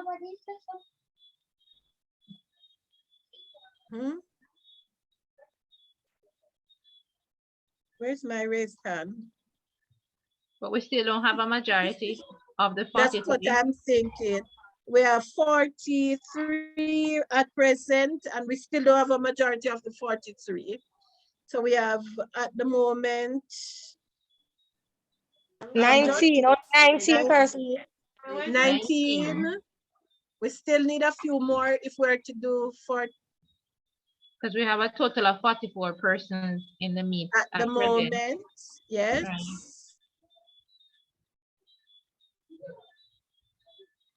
All right. Those who would prefer for us to continue tonight and take the vote tonight. So all these hands So have we to will go down. extend the meeting. Those first, yes. So everyone who voted for us to go on to do it for tomorrow, take down your hands. And then, how many you got, Joshua? Madam Natalie was counting. How many you got, 19. 19 I got. 19? Yes. 19. All right. So 19 says we'll do that tomorrow. Anyone in favor of us continuing tonight and getting it done? No. Please raise your hands.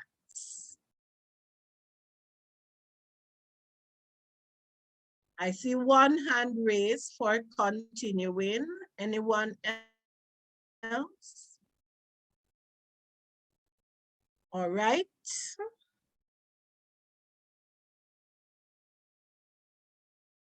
Okay. Okay. Okay then. Anybody else for extending the time and going on for tonight and doing the vote now?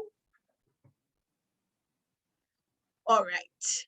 So it seems as if the group that is here have decided, and let it so be noted in the minutes, that the group that is here have decided for be delayed. We will send the nomination form, the link tonight.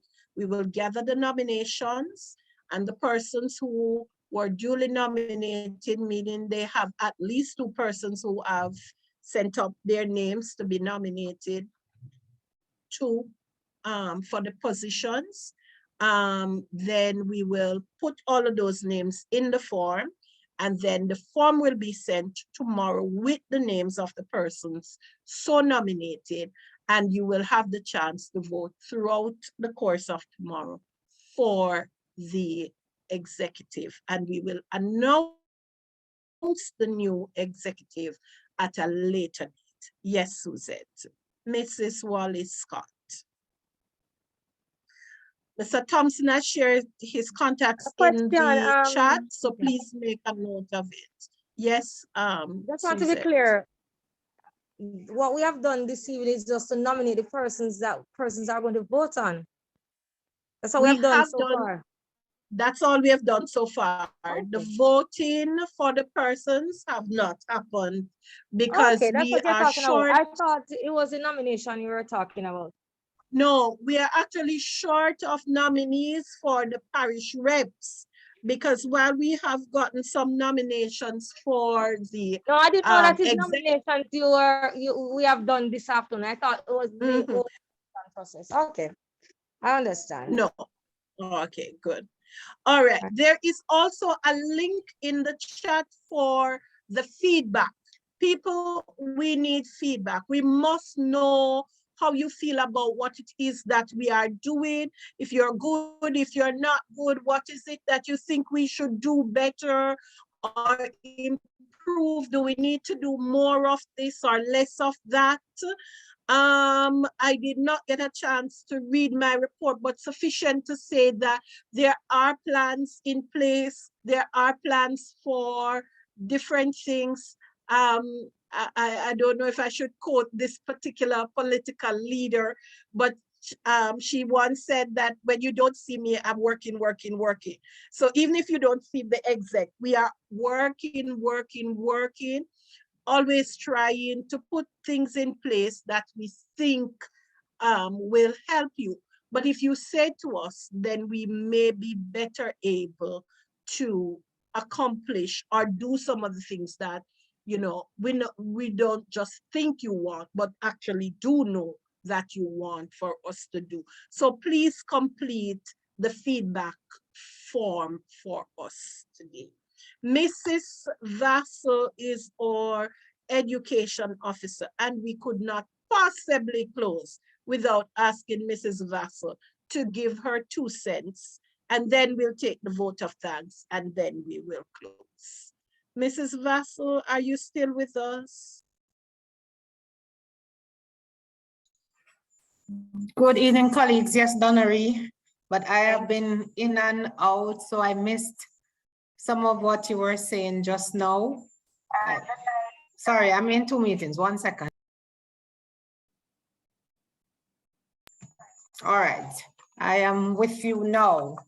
So what of the elections? Oh, this is it now. We only have nominations so far for the executive, and we don't have nominations for at least 9 of the parishes for parish reps. So the meeting has decided to put the nomination forms in the big group, the JASSE membership group, have persons submit nominations tonight, and then tomorrow we will post the forms for the actual voting and go ahead with the elections tomorrow. So that's the decision of the group. A vote was taken 19 to 1. Oh, okay.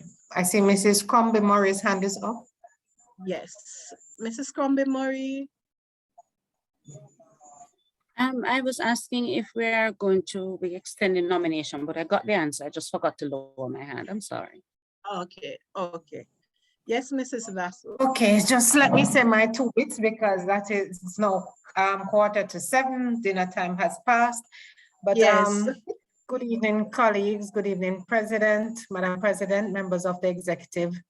I just want to bring you greetings from the Ministry of Education. We have been working together for a few years now, and I have seen a lot of growth in JASSE.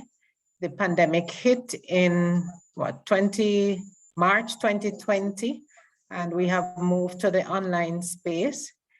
It has been difficult, but it has also been a blessing for us because I have seen growth in terms of the number of teachers who we have been able to reach, because the Google Classroom, we now have over 400 teachers. For the WhatsApp group, we started off with 1, and now we have several WhatsApp groups now. And the most recent were the WhatsApp groups for grades 7 to 9. We have 2 of them. So we have grown by leaps and bounds. We also actually have WhatsApp groups, 2 WhatsApp groups for the primary level. right? Those are also full. So we have quite a number. And we also have Google Classrooms for the primary level from grades 4 to 6, and we have Google Classrooms for each region. So the pandemic, it is a crisis, and we prefer the face-to-face, but it has also afforded us the opportunity to be closer. We're not face-to-face, but we are in a way closer than we were before. So we are grateful for that. I also want to talk about I don't know if Donaree mentioned it because I was out for a little while. We are now a registered association, right? That last week I collected the certificate. So JASSE is now a registered association, and we will be seeking to open our own bank account shortly. So we are making some progress. We're also making progress in terms of our relationship with CXC. Earlier this year, we had a focus group session with the curriculum officer from CXC, right? And we were able to give our feedback, our suggestions, or thoughts on the new syllabus, the proposed syllabus, right? Thank you, Joshua. So we now have that certificate, right? So we are an incorporated organization, right? So we are working with CXC, and they welcome our suggestions, right? So I want you to keep on sending me your suggestions, your feedback, because your voice is extremely important when it comes to the syllabus. So as an organization, you can always write to me or to Ms. Norbert Yeard at CXC, and we will listen, take your suggestions, take your feedback, and it is taken quite seriously. I think Donaree alluded to the results for the CSEC exams this year. We declined a little, maybe about 2% over the previous year. But I just wanted to remember that for social studies, the syllabus was really not cut. The students still had to do their SBA, and they still had to do a paper 1 and a paper 2. So all things considered, I think we did fairly well. We did not decline by much. And we are hoping that this year we will improve a little bit, even if it's by a 1% or 2%. Because right before the pandemic in 2019, I think we had moved up to a 63% pass. So we want to go back on that growth trajectory. And we have been doing quite a number of things to get us back on track, right? We have had presentations, we've had SBA workshops, and presently we're having what we call common planning sessions. And I want to say thank you, especially to Mr. Black, who has been very instrumental in those. We had a session yesterday about the the breakout rooms for Google Meet and the banners and so on. So we are doing some things, we're helping each other. The networking is great, right? And we want to continue on that trajectory. I also want us to think about expanding our wings and to look regional. So we have been having those discussions with members of the executive and other teachers, right? We just had a presentation on regional integration, and it would be wonderful if we could have a platform, online platform, where we talk to our colleagues in the region. Somebody's asking about QECs. The QECs, I'm not sure how active they are. The QECs are really the remit of the territorial officers. So I'm not sure what is happening with those. QECs, they consist of schools at all the different levels, right? So I would have to get feedback from the territorial officers to find out how active those are, right? We've had other suggestions coming forward, like nominating a teacher of the year. It is something that I would really like us to do, because we have some excellent teachers among us who are giving. They don't stop giving to the association. So even if it is not a teacher of the year, we could have some sort of recognition for those teachers. Also, we have, JASSE is a very old organization. When I came in 2014, it was just revived, resuscitated. But I would also like us to think about honoring some of the founders because they are still alive. So at some point, we could say to them, thank you. We are grateful that you started this organization because we are benefiting from it now. So I'd like us to think about that as well. And I just also want us to remember our colleagues who may not be here with us now due to illness and those who have passed, right? Maybe we could have a minute of silence for those who have passed. I think we have lost more than one colleagues this year, right? So that is sad, but just to say, let us continue helping each other, networking and growing together. Those are my few words. Thank you very much. Back to you, Madam President. Thank you so much, Mrs. Vassell. I'm very happy you spoke because I did not get to present, and some of those things would have been things I wanted to say. Just to mention that we are doing well, teachers. There's a lot of blame that is being moved around, and you know, when we do, when the students don't do well, we get, you know, blamed and all those things. And when they don't, and when they do well, sometimes there's no thanks and appreciation. And there's a lot to go around this year. CXC, I think, blundered with some things. And with the challenges we've had, the connectivity issue, I give you a joke. A child said to me, Miss, because I was saying to her, my dear, how you have so many problems. She said, Miss, it's like from Corona start, you look like Corona obia me. I said, what you said, child? She said, Miss Corona obia me. There are more issues we may have. And so we've been working against the odds. Things have been very, very challenging for a lot of us. And I think we are working hard, and we are, as long as you know that you're working hard and giving your best out there, I think we should feel, what word would I use? You know, feel at ease then. Not that we're relaxing and not trying. Imagine I big AJ man on the chart. Teacher, your mic is open. Yes. So I would say that everybody continue the hard work, continue the fight. We will continue to keep in touch and to share the information and whatever it is that we have. Mrs. Vassell, thank you so much. You have been a very, very big tower of strength to me, to the group, to all of us. And we really do appreciate your input in helping to make sure the group is a success. If there are no further comments, suggestion, anything else to be said, if there's no other business, I must say a big thank you again to Mr. Black. We can't stop saying thank you to Mr. Black.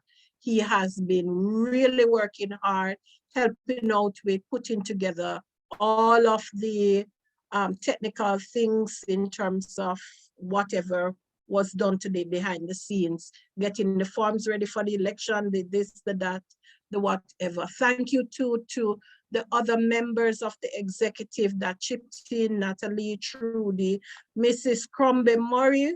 Oh Lord, she's coming to give the formal thank you. So let me just say my thank you, and then the last voice you'll hear will be Mrs. Crumbie-Murray saying thank you, and then Josh will give us some music to take us out. Have a blessed evening, and we will talk. All right, Mrs. Crumbie-Murray, please say thanks. Good evening again, everyone. What an evening it has been.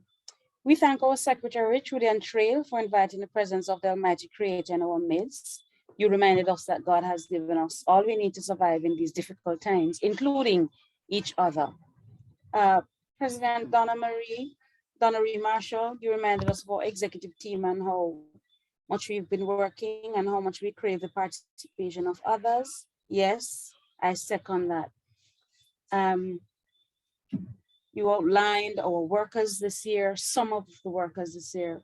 Mrs. Flinch-Vassell, Donna Woolery, Trudy Trail, Shari Lee Collins, Miss Bonnick,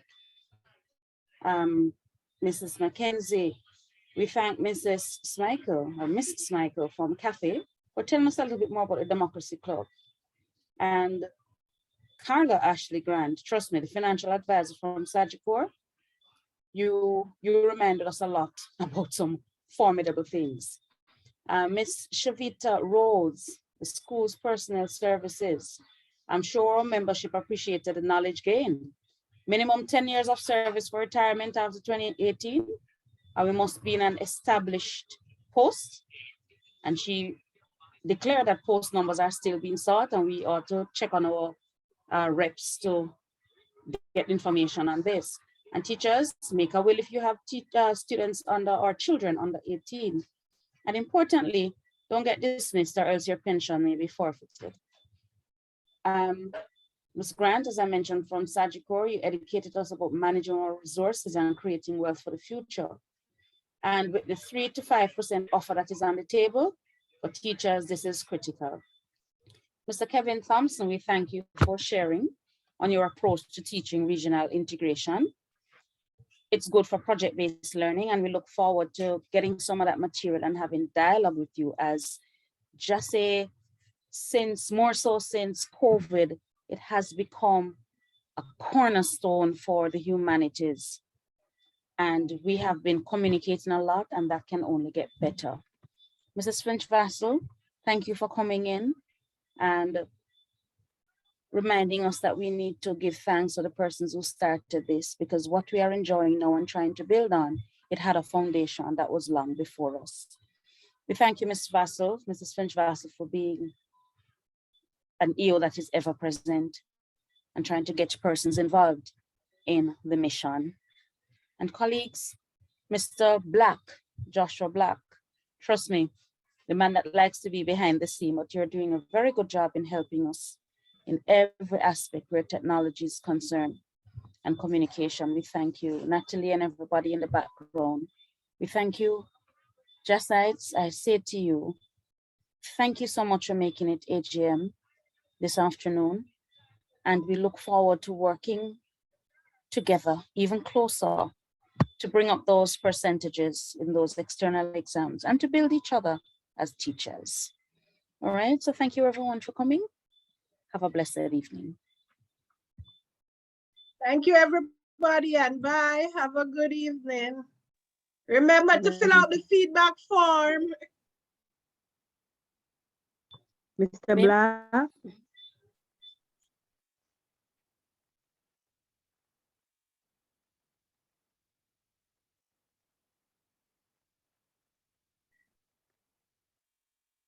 Mr. Black? Mr. Black, this Walker is calling to you.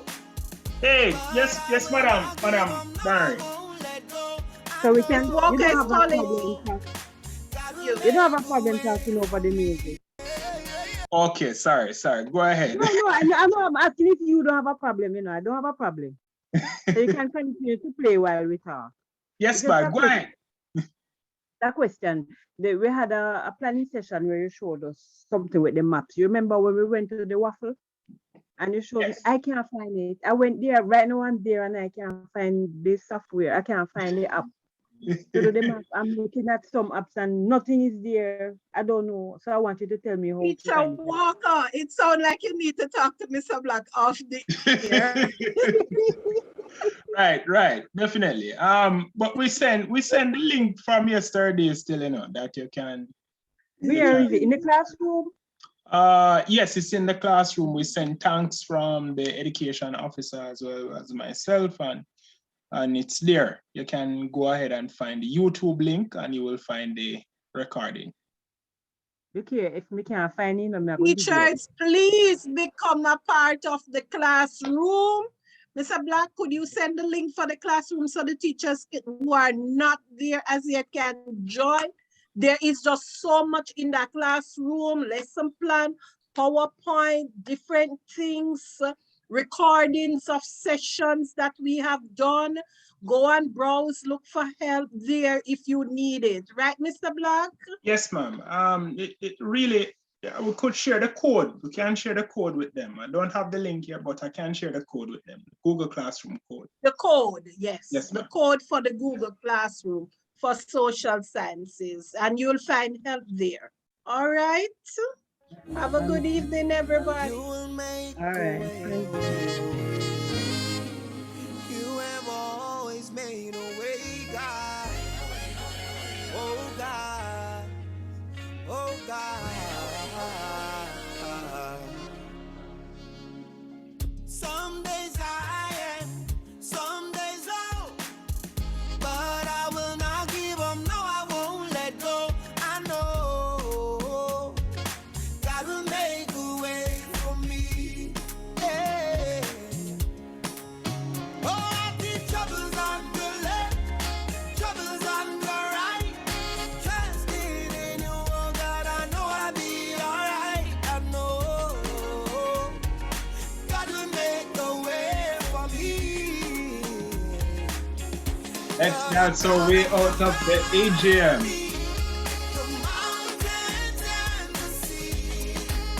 Yes, indeed. Yes, indeed. Yes, indeed.